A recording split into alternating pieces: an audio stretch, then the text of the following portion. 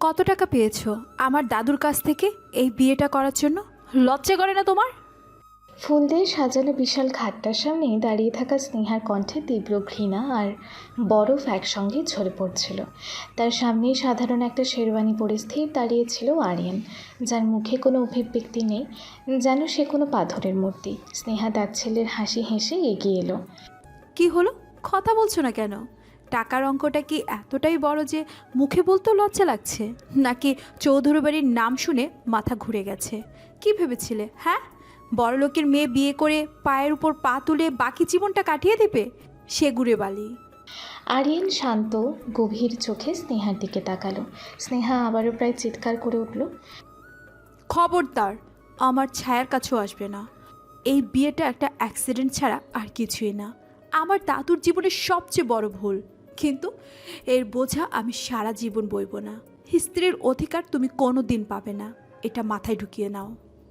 অবশেষে আরিয়ান মুখ খুলল।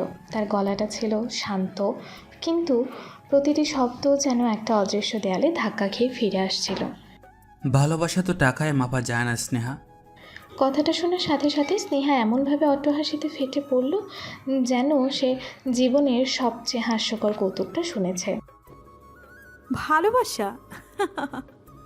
তুমি, তোমার মতো একজন সুযোগ সন্ধানী লোভী মানুষ ভালোবাসা শব্দটা মুখে আনার সাহস পেল কোথা থেকে? ভালোবাসা কী জিনিস সেটা বোঝার মতো যোগ্যতা তোমার কাছে আছে বলে আমার মনে হয় না। আরিয়ান ধীর পায়ে এক কদম এগিয়ে এলো। স্নেহার সাথে সাথে দুই পা পিছিয়ে গিয়ে সতর্কতার ভঙ্গিতে আঙুল উঁচিয়ে ধরল।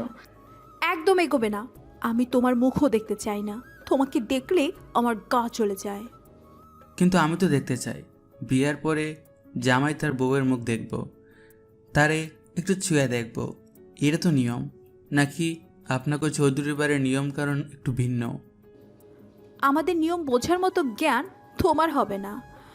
আমার বন্ধুরা, আমার সোসাইটি, মানুষজন যখন জানবে স্নেহা চৌধুরী তোমার মতো একজন পরিচয়হীন স্ট্যাটাসহীন ছেলেকে বিয়ে করেছে, তখন আমার সম্মানটা কোথায় যাবে একবার ভেবে দেখেছো? আমার বাবার তৈরি করা এই চৌধুরী গ্রুপের সম্মান, আমার নিজের সম্মান, সব তুমি এক মুহূর্তে ধুলোয় মিশিয়ে দিয়েছো। সম্মান তো আর কাচের বাসন না স্নেহা, যে সম্মানে আঘাতে ভাঙ্গে যাইব।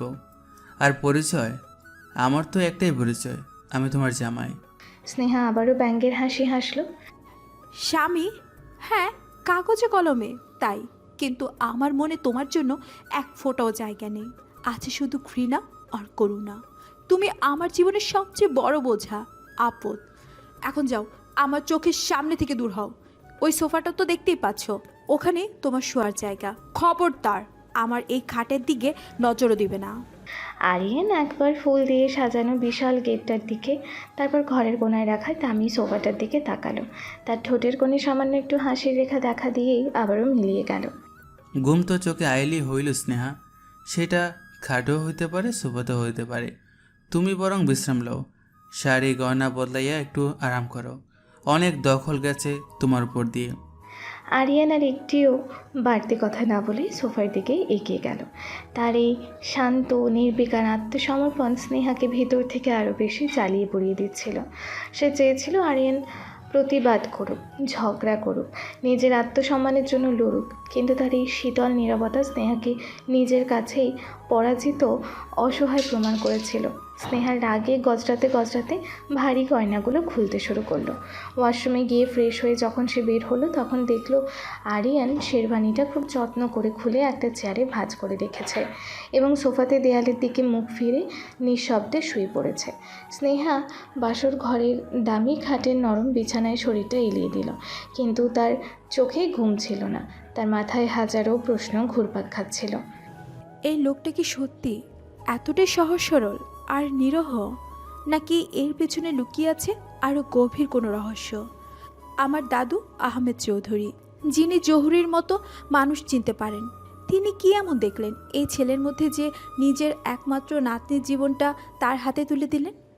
এই প্রশ্নগুলো বিষাক্ত সাপের মতো তার সমস্ত চেতনা জুড়ে ছোবল মারতে লাগলো। এক অসহনীয় রাতের সূচনা করে। ভোরের প্রথম নরম আলো যখন গুলশানের চৌধুরী বাড়ির বিশাল জানালা ভেদ করে ভেতরে প্রবেশ করলো, তখন সোফায় শুয়ে থাকা আরিয়ানের ঘুম ভেঙে গেল। সে উঠে বসলো এবং ঘরের চারপাশে একবার তাকালো। স্নেহা তখনও গভীর ঘুমে আচ্ছন্ন। কিছুক্ষণ পরেই দরজায় জোরে জোরে ধাক্কার শব্দ হলো। স্নেহা, এই স্নেহা, দরজা খোল। সকাল 10টা বাজে, এখনো ঘুমাচ্ছিস? এটা স্নেহার মা, মিসেস আফরোজা চৌধুরী গলা। সাথে ছিল তার ভাই রহিম শেখ। স্নেহা ধর্মরিয়ে বিছানায় উঠে বসলো এবং চরম বিরক্ত মুখে দরজাটা খুলল। আফরোজা এবং রহিম ঝড়ের বেগে ঘরে ঢুকেই আরিয়ানকে সোফায় বসা দেখে থমকে গেলেন। আফরোজা অবাক হয়ে প্রশ্ন করলেন, এ কি, জামাই সোফায় কেন? তোরা কি আলাদা ছিলি নাকি রাতে? রহিম শেখের মুখে ফুটল ক্রূর বিদ্রুপের হাসি। আরে আপা, যার যোগ্যতা যেখানে সে তো সেইখানেই থাকবো। খাটে শোয়ার অকাত কি ওর আছে নাকি? এই যে শোনো মিয়া, এই বাড়িতে থাকতে হইলে কিছু নিয়মকানুন তো মানতে হইব। আরিয়ান উঠে দাঁড়িয়ে বিনীতভাবে সালাম দিল। আসসালামু আলাইকুম। আফরোজা সালামের উত্তর না দিয়ে কঠিন চোখে তার দিকে তাকালেন। বড়লোকের মাইয়া বিয়ে করছো, খুব তো ফুর্তি, কিন্তু আমাদের বাড়ির নিয়ম কানুন কিছু জানো? এখানে সূর্য ওঠার সাথে সাথে সবাই কামে লাইগা পড়ে। জি মা, আমি তো সকালে উঠছি। শুধু উঠলেই হইব? সারাদিন বৈশা বৈশা খাইবা নাকি? রহিম শেখ এগিয়ে এসে আরিয়ানের কাঁধে একটা তাচ্ছিলের ধাক্কা দিয়ে বলল, যাও নিচে যাও, গ্যারেজের পাশ থেকে ঝাড়ু নিয়ে আসো। পুরা বাড়ির ধুলো পরিষ্কার করবা, তারপর বাগানের সব শুকনা পাতা ঝাড়ু দিবা। তোমার যোগ্যতা তো এইটুকুই, আমাদের বাড়ির কাজের লোকটাও তোমার থেকে ভালো জীবন কাটায়। আরিয়ান এবার অসহায় চোখে স্নেহার দিকে তাকালো। স্নেহা অন্যদিকে মুখ ঘুরিয়ে জানালার বাইরে তাকিয়ে রইল, যেন সে এই ঘরের বাসিন্দা নয়, একজন দর্শক মাত্র। আরিয়ান বিনীতভাবে বলল, অবশ্যই, কইলেন না, আর কি করতে হইব? তার এই শান্ত সম্মতি রহিম শেখকে যেন আরও উস্কে দিল। আপা, দেখছো ছেলের বিনয়?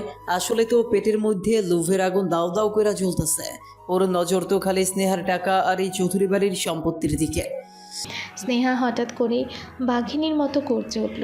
তার কণ্ঠস্বর ছিল বরফের মতো শীতল। চুপ করো মামা।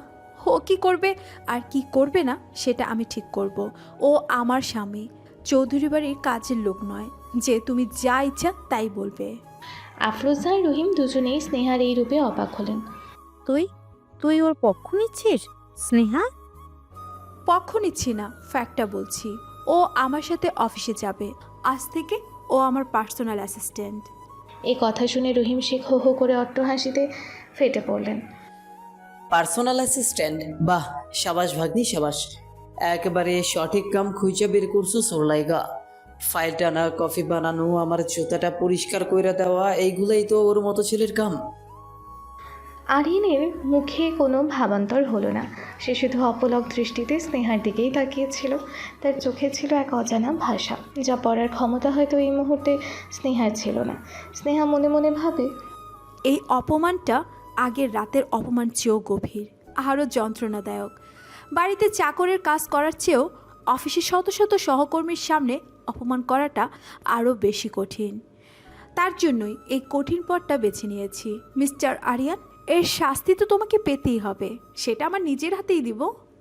সকালের নাস্তার টেবিলে পরিবেশটা ছিল একটা শীতল যুদ্ধের ময়দানের মতো। চৌধুরী গ্রুপের কর্ণধার অসুস্থ আহমেদ চৌধুরী নিজের ঘরেই নাস্তা করছিলেন। ডাইনিং টেবিলে স্নেহা, তার মা, মামা আর আরিয়ান বসেছিল। রহিম শেখ ডেলিভারিটলি আরিয়ানের দিকে তাকিয়ে বললেন, কি মিয়া জামাই, খাবার কি মুখে রুজতেছে নাকি? এইসব খাবার আগে কোনোদিন চোখেও দেখো নাই, তাই কেমনি খাইতে হয় বুঝতেছো না? আরিয়ান শান্তভাবে স্যুপের বাটি থেকে এক চামচ স্যুপ মুখে দিয়ে খুব স্বাভাবিকভাবেই বলল, আলহামদুলিল্লাহ, খুব ভালো হয়েছে মামা। তবে লবণটা মনে হয় এক চিমটি কম হইলে আরও বেশি মজা লাগতো। এ কথা আফরোজার মুখটা কালো হয়ে গেল, কারণ রান্নাটা আজ তার নিজের তত্ত্বাবধানেই হয়েছে। কি, বাড়িতে পা রাখতে না রাখতেই রান্নার ভুল ধরতে শুরু করেছো? তোমার সাহস তো কম না। আমি তো ভুল ধরতেছি না মা, আমি শুধু আমার মতামত জানাইলাম।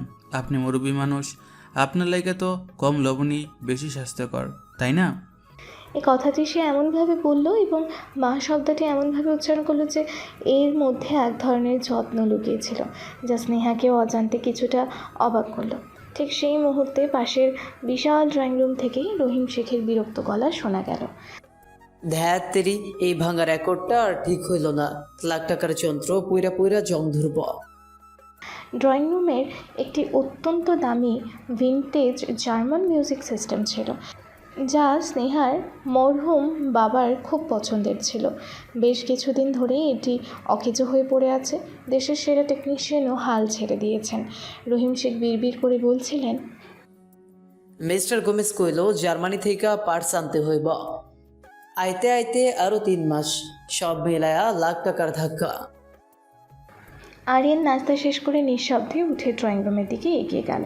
সে প্রথমে কয়েক মুহূর্ত বিশাল যন্ত্রটার দিকে তাকিয়ে রইল।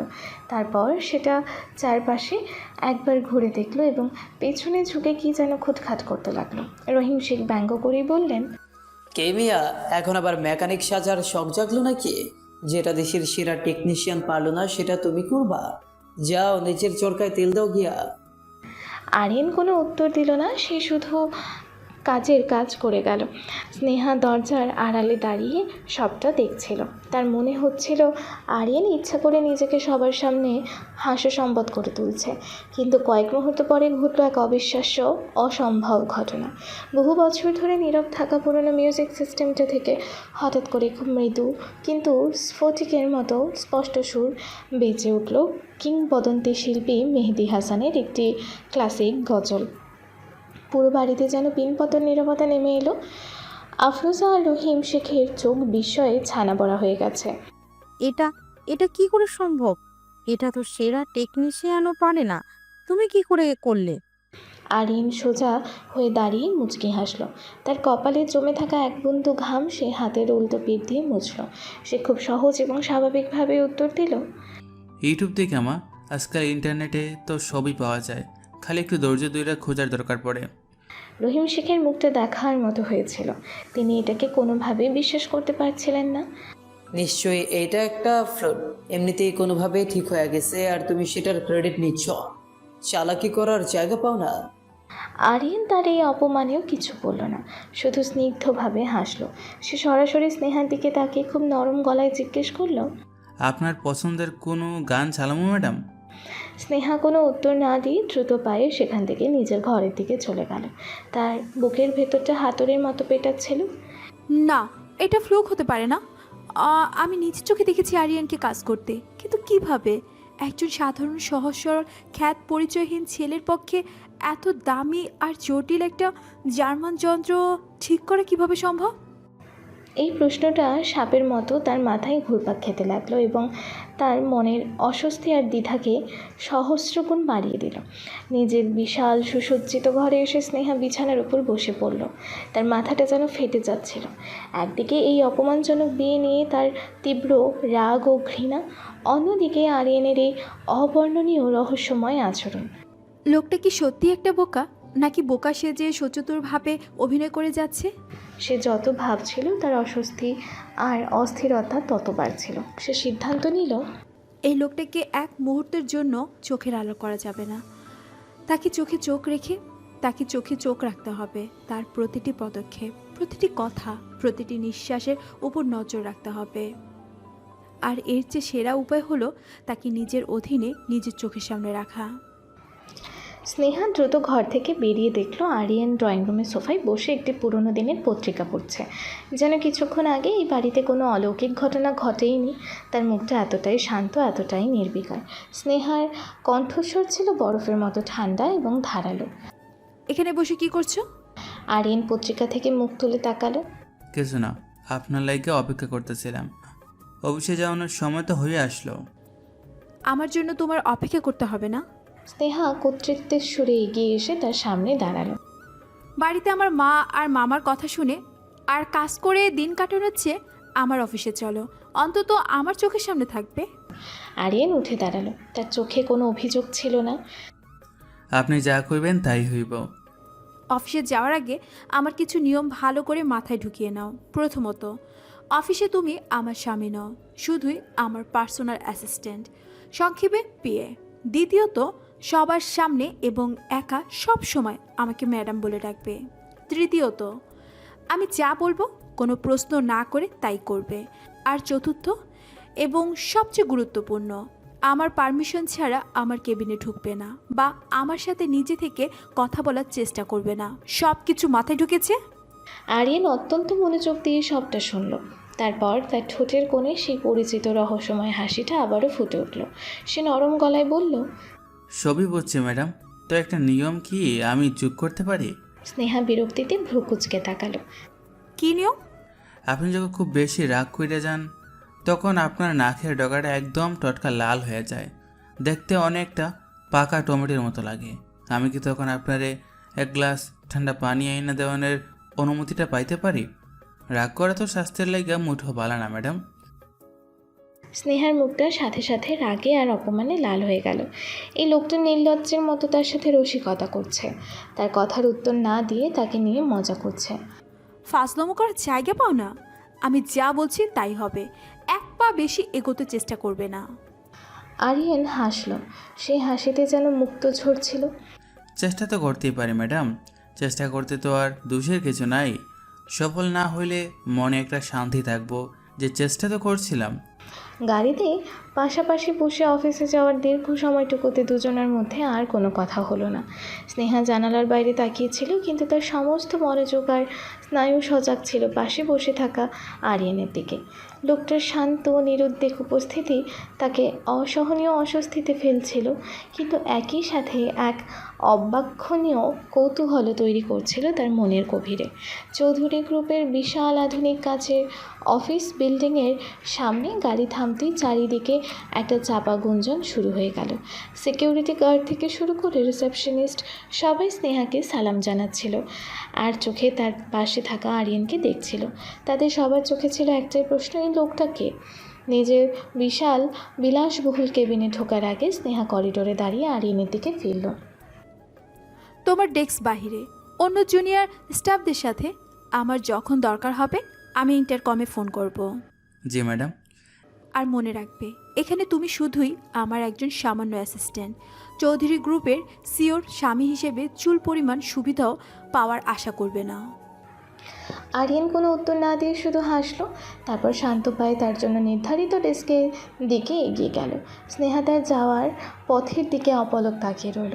সে চেয়েছিল আরিয়ানকে নিয়ন্ত্রণ করতে, তাকে নিজের ক্ষমতার অধীনে রাখতে, কিন্তু তার কেন যেন মনে হচ্ছিল খেলাটা আসলে অন্য কেউ নিয়ন্ত্রণ করছে, আর সেই অদৃশ্য খেলোয়াড়কে তা সে কিছুতেই বুঝতে পারছিল না। এই অজানা অনুভূতিটা তাকে আরও বেশি অসহায় এবং মরিয়া করে তুলছিল।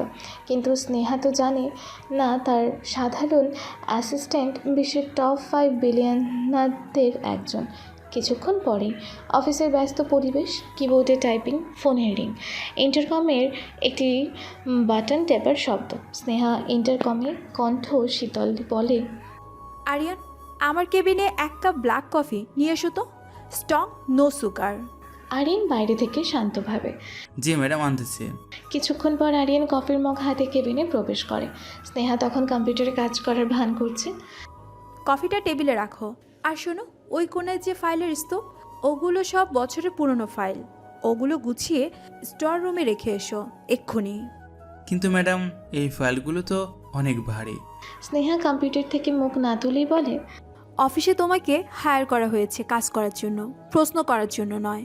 যেটা বলছি সেটা করো। নাকি প্রথম দিনই বুঝিয়ে দিতে হবে যে আমার কথা না শুনলে কি হতে পারে? আমি করতেছি। আরিয়ান কোনো কথা না বাড়িয়ে ভারী ফাইলগুলো এক এক করে তুলতে শুরু করে। করিডোর দিয়ে যাওয়ার সময় অফিসের অন্যান্য স্টাফরা তার দিকে আর চোখে তাকাতে থাকে।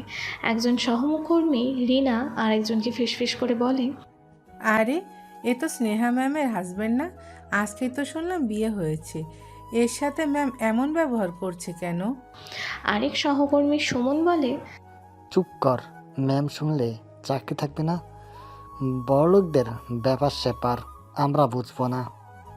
ফাইল রেখে আসার পর আরিয়ান যখন নিজের ডেস্কে ফেরে তখন স্নেহা আবারও ইন্টারকমে ফোন করে। আরিয়ান, আমার কেবিনে এসো। আরিয়ান কেবিনে ঢুকতেই দেখে স্নেহা তার পায়ের দিকে তাকিয়ে আছে। তার দামি হিল জুতোতে সামান্য কাদা লেগে আছে। আমার জুতোটা নোংরা হয়ে গেছে, টিস্যু বক্স থেকে টিস্যু নিয়ে এটা পরিষ্কার করে দাও। এই কথায় আরিয়ান এক মুহূর্তের জন্য স্থির হয়ে যায়। তার মুখে কোনো অভিব্যক্তি ফুটে ওঠে না, কিন্তু তার চোখ দুটো স্থির হয়ে যায় স্নেহার মুখের ওপর। আরিয়ান খুব শান্ত কিন্তু দৃঢ় কণ্ঠে বলে, ম্যাডাম, আমি আপনার পার্সোনাল অ্যাসিস্ট্যান্ট, আপনার কাজের লোক না। স্নেহা অবাক হয়ে তারপর রেগে গিয়ে বলে, কি বললে তুমি? তোমার এত সাহস? আমি যা বলবো তুমি তাই করতে বাধ্য। ভুলে যেও না তোমার পরিচয়টা কি। আমার পরিচয় আমি বলি নাই ম্যাডাম। আমি আপনার স্বামী, আর একজন স্বামী তার স্ত্রীর সেবা করতেই পারে, কিন্তু সবার সামনে স্ত্রীর জুতা পরিষ্কার করে নিজের আত্মসম্মান বিলাইতে পারে না। ঠিক সেই মুহূর্তে রিনা নামের এক সিনিয়র কলিগ একটি ফাইল নিয়ে কেবিনে ঢোকে। সরি ম্যাম, আমি কি ভুল সময় এলাম? না, ঠিক আছে, ফাইলটা রাখো। আর হ্যাঁ রিনা, তোমার এই নতুন অ্যাসিস্ট্যান্টকে অফিসের নিয়মকানুনগুলো একটু বুঝিয়ে দিও। হয়তো ও এখন বুঝতে পারছে না যে সিওর নির্দেশ অমান্য করার শাস্তি কী হতে পারে। রিনা অস্বস্তিতে পড়ে যায়। সে আরিয়ানের দিকে তাকিয়ে দ্রুত ফাইলটা রেখে বেরিয়ে যায়। আরিয়ান স্নেহার দিকে তাকিয়ে বলে, আপনি কি আমার সবার সামনে ছোট করে খুব আনন্দ পান ম্যাডাম? আনন্দ বা দুঃখের প্রশ্ন নয়, প্রশ্নটা যোগ্যতার। যার যা যোগ্যতা তার সাথে তেমনি ব্যবহার করা উচিত। তোমার যদি আমার অধীনে কাজ করতে সমস্যা হয় তাহলে কাল থেকে আসার দরকার নেই। স্নেহা ভেবেছিল এই কথায় আরিয়ান ভেঙে পড়বে, কিন্তু আরিয়ান শুধু মুচকি হাসে। আপনারা একা একা আমি কোথাও যাবো না ম্যাডাম। আপদ বিপদ তো আর বইলা কইয়া আসে না। এই বলে আরিয়ান কেবিন থেকে বেরিয়ে যায়। স্নেহার আগে খুবই জোরে বসে পড়ে। সে আরিয়ানকে নিয়ন্ত্রণ করতে চেয়েছিল, কিন্তু বারবার সে নিজেই যেন আরিয়ানের কাছে হেরে যাচ্ছে। অফিস শেষে বাড়ি ফেরার পথে স্নেহার গাড়িটা হঠাৎ একটা নির্জন গলিতে খারাপ হয়ে যায়। ড্রাইভার জানায় ইঞ্জিন স্টার্ট নিচ্ছে না। কি হলো জামাল ভাই, এই সময়ে গাড়ি নষ্ট হতে হলো? ম্যাডাম, বুঝতেছি না, একটু আগে তো ঠিকই ছিল। আমি মেকানিককে ফোন দিতেছি। আরিয়ান গাড়ি থেকে নেমে আসে। সে ড্রাইভারের সাথে কথা বলতে থাকে।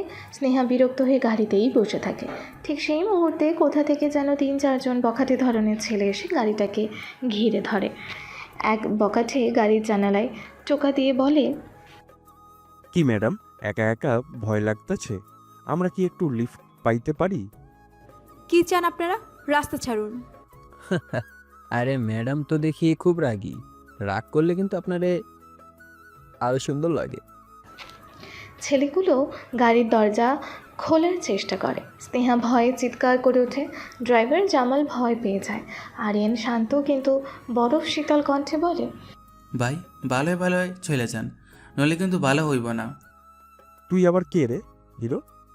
যা চানাচুর ব্যাচ গিয়া, এইটা বড় লোকের ব্যাপার। ছেলেটা আরিয়ানের কলার ধরতে যেতেই ঘটে যায় এক অবিশ্বাস্য ঘটনা। আরিয়ান মুহূর্তের মধ্যে ছেলেটার হাত ধরে এমনভাবে মোচড় দেয় যে সে যন্ত্রণায় চিৎকার করে ওঠে। পরের কয়েকটা মিনিট যেন একটা সিনেমার অ্যাকশন দৃশ্য। আরিয়ান একাই বাকি ছেলেগুলোকে এমনভাবে মারতে শুরু করে যা দেখে স্নেহা হতবাক হয়ে যায়। তার শান্ত নিরীহ স্বামী যে এমন ভয়ঙ্কর হতে পারে তা তার কল্পনারও বাইরে ছিল। এক বকাঠে মাটিতে পড়ে কাতরাতে কাতরাতে মাফ করে দেন ভাই, আর কোনোদিন এমন ভুল করব না। আরিয়ান ছেলেটার বুকের উপর পা রেখে তার কণ্ঠস্বর তখন অচেনা। মেয়েদের সম্মান করতে শেখ। আর যদি কোনোদিন তোদের এই এলাকায় আমার গাড়ির আশেপাশে দেখি তাহলে কিন্তু আর মাপ পাবি না। ছেলেগুলো ভয়ে কাঁপতে কাঁপতে কোনো মতে পালিয়ে যায়। পুরো এলাকাটা আবারও শান্ত হয়ে যায়। আরিয়ান হাঁপাতে থাকে। স্নেহা গাড়ি থেকে নেমে এসে ভীত ও বিস্মিত কণ্ঠে, তুমি তুমি কিভাবে পারলে? কারা ছিল ওরা? আর তুমি এইভাবে মারামারি করতে পারো? আরিয়ান স্বাভাবিক হওয়ার চেষ্টা করে। তার কপাল বেয়ে ঘাম ঝরছে। ওরা আপনার ক্ষতি করার চেষ্টা করছিল। আপনি ঠিক আছেন তো ম্যাডাম? আপনার কোনো আঘাত লাগে নাই তো? না, আমি ঠিক আছি, কিন্তু তুমি? আমার কিছু হয় নাই, চলেন বাইরে চলেন, এ জায়গাটা নিরাপদ না। আরিয়ান গাড়ির বনেট খুলে কী যেন খুটখাট করে। আশ্চর্যজনকভাবে কয়েক মুহূর্ত পরে গাড়ির ইঞ্জিন স্টার্ট হয়ে যায়। ড্রাইভার জামালও অবাক হয়ে তাকিয়ে থাকে। ভাইজান, আপনি তো দেহি অলরাউন্ডার। আরিয়ান কিছু না বলে গাড়িতে উঠে বসে। সারা রাস্তা স্নেহা একটিও কথা বলে না। সে শুধু আর চোখে আরিয়ানের দিকে তাকাতে থাকে। এই শান্ত নিরীহ চেহারার আড়ালে লুকিয়ে থাকা রুদ্রমূর্তিটা তাকে একই সাথে ভয় ও কৌতূহল জাগিয়ে তোলে। চৌধুরী বাড়িতে ফিরে স্নেহা সোজা নিজের ঘরে চলে যায়। কিছুক্ষণ পর আরিয়ানও ঘরে ঢোকে। তার শার্টের একটা হাতা ছেঁড়া এবং সেখানে রক্তের দাগ। স্নেহা কিছুক্ষণ চুপ থেকে নিজেকে সামলে নিয়েই বলল, তোমার হাতে রক্ত? আরিয়ান হাতের ক্ষতটা ঢাকার চেষ্টা করে বলে। কিছু না ম্যাডাম, সামান্য কাইটে গেছে, ঠিক হয়ে যাইব। সে আরিয়ানের হাতটা নিজের দিকে টেনে নিয়েই বলে, দেখি, এটা সামান্য কাটা নয়, অনেক গভীর ক্ষত, ইনফেকশন হয়ে যাবে। বসো এখানে। আরিয়ান অবাক হয়ে স্নেহার দিকে তাকায়। স্নেহা কোনো কথা না বলে ঘর থেকে ফার্স্ট এইড বক্স নিয়ে আসে। সে তুলো দিয়ে খুব সাবধানে আরিয়ানের ক্ষত পরিষ্কার করতে শুরু করে। আরিয়ান যন্ত্রণায় হালকা কেঁপে ওঠে। আহ, ব্যথা করছে? আরিয়ান স্নেহার চোখের দিকে অপলক তাকিয়ে তার কণ্ঠে আবেগ। আপনি পাশে থাকলে আমার কোনো ব্যথা নেই। স্নেহা এই কথায় চোখ তুলে আরিয়ানের দিকে তাকায়। দুজনের চোখাচোখি হয়। ঘরের নিস্তব্ধতা শুধু তাদের নিঃশ্বাসের শব্দ। স্নেহা দ্রুত চোখ নামিয়ে নেয় এবং ব্যান্ডেজ বাঁধতে শুরু করে। আজ যা হলো সেটার জন্য থ্যাঙ্কস। ধন্যবাদ দিয়ে আমারে পর করে দিবেন না ম্যাডাম, আপনারে রক্ষা করা তো আমার দায়িত্ব। তবু তুমি না থাকলে আজ কি হতো আমি জানি না, কিন্তু আমার একটা প্রশ্নের উত্তর দেবে? জি বলেন। তুমি কে আরিয়ান? সত্যি করে বলো। একজন সাধারণ মানুষ এইভাবে মারামারি করতে পারে না, গাড়িও ঠিক করে ফেললে। এইসব তুমি কোথায় শিখেছো? বললাম না, ইউটিউব থেকে। আজকাল ইউটিউবে সবই শেখা যায়, মারামারি, গাড়ি ঠিক করা সব। সব কিছুতে ফাজলামো করবে না, আমি সিরিয়াস। আমিও তো সিরিয়াস। মানুষ বিপদে পড়লে অনেক কিছুই করে ফেলে, যা সে নিজেও জানে না যে সে পারে। আপনি আমার বউ, আপনার বিপদে আমি তো আর চুপ করে থাকতে পারি না। স্নেহা আর কোনো কথাই বলে না। সে ফার্স্ট এইড বক্সটা রেখে দেয়। আরিয়ান তার দিকে তাকিয়ে থাকে। দুজনের মধ্যে কোনো কথা হয় না, কিন্তু এই নীরবতার মধ্যে দিয়ে এক অদ্ভুত অদৃশ্য বোঝাপড়ার সেতু তৈরি হতে থাকে। পরের দিন স্নেহা যখন তার অফিসে ঢোকে তখন সে বিস্ময়ে হতবাক হয়ে যায়। তার পুরো কেবিনটা দুর্লভ নীল অর্কিডে ভরা। টেবিল, চেয়ার, জানালার ধার, সব জায়গায় শুধু নীল অর্কিড। এটা তার সবচেয়ে পছন্দের ফুল। এসব এসব কে করেছে? তার সেক্রেটারি রিনা দৌড়ে আসে।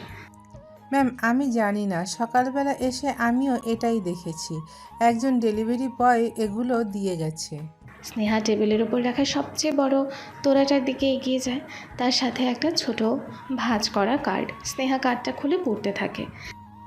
আপনার সাহসের জন্য, যে নারী নিজের সম্মান রক্ষার জন্য বাঘিনীর মতো গর্জে উঠতে পারে, তার জন্য এই সামান্য উপহার। আপনার এক শুভাকাঙ্ক্ষী। স্নেহার মুখে অজান্তেই এক চিলতে হাসি ফুটে ওঠে। গতকালের ঘটনার পর এই উপহারটা তার মন ভালো করে দেয়, কিন্তু পরক্ষণেই তার কপালে চিন্তার ভাঁজ পড়ে।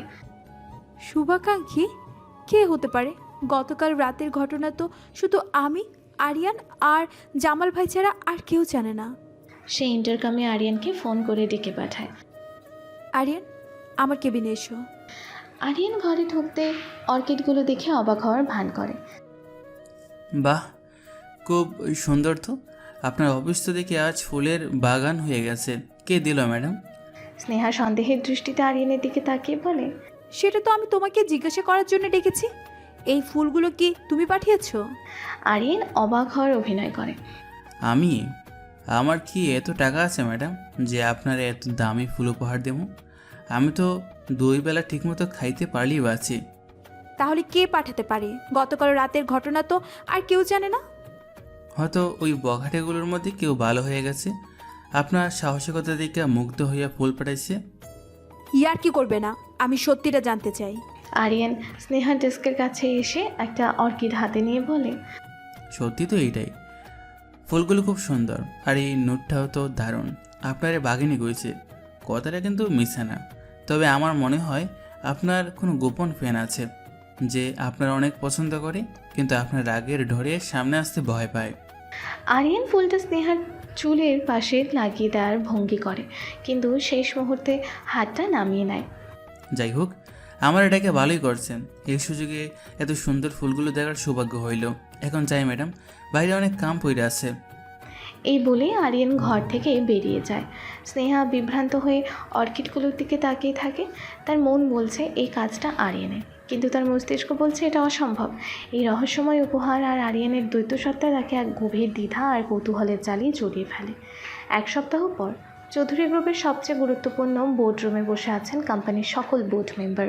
মধ্যমণি হয়ে বসে আছে স্নেহা, তার মুখে রাজ্যের দুশ্চিন্তা।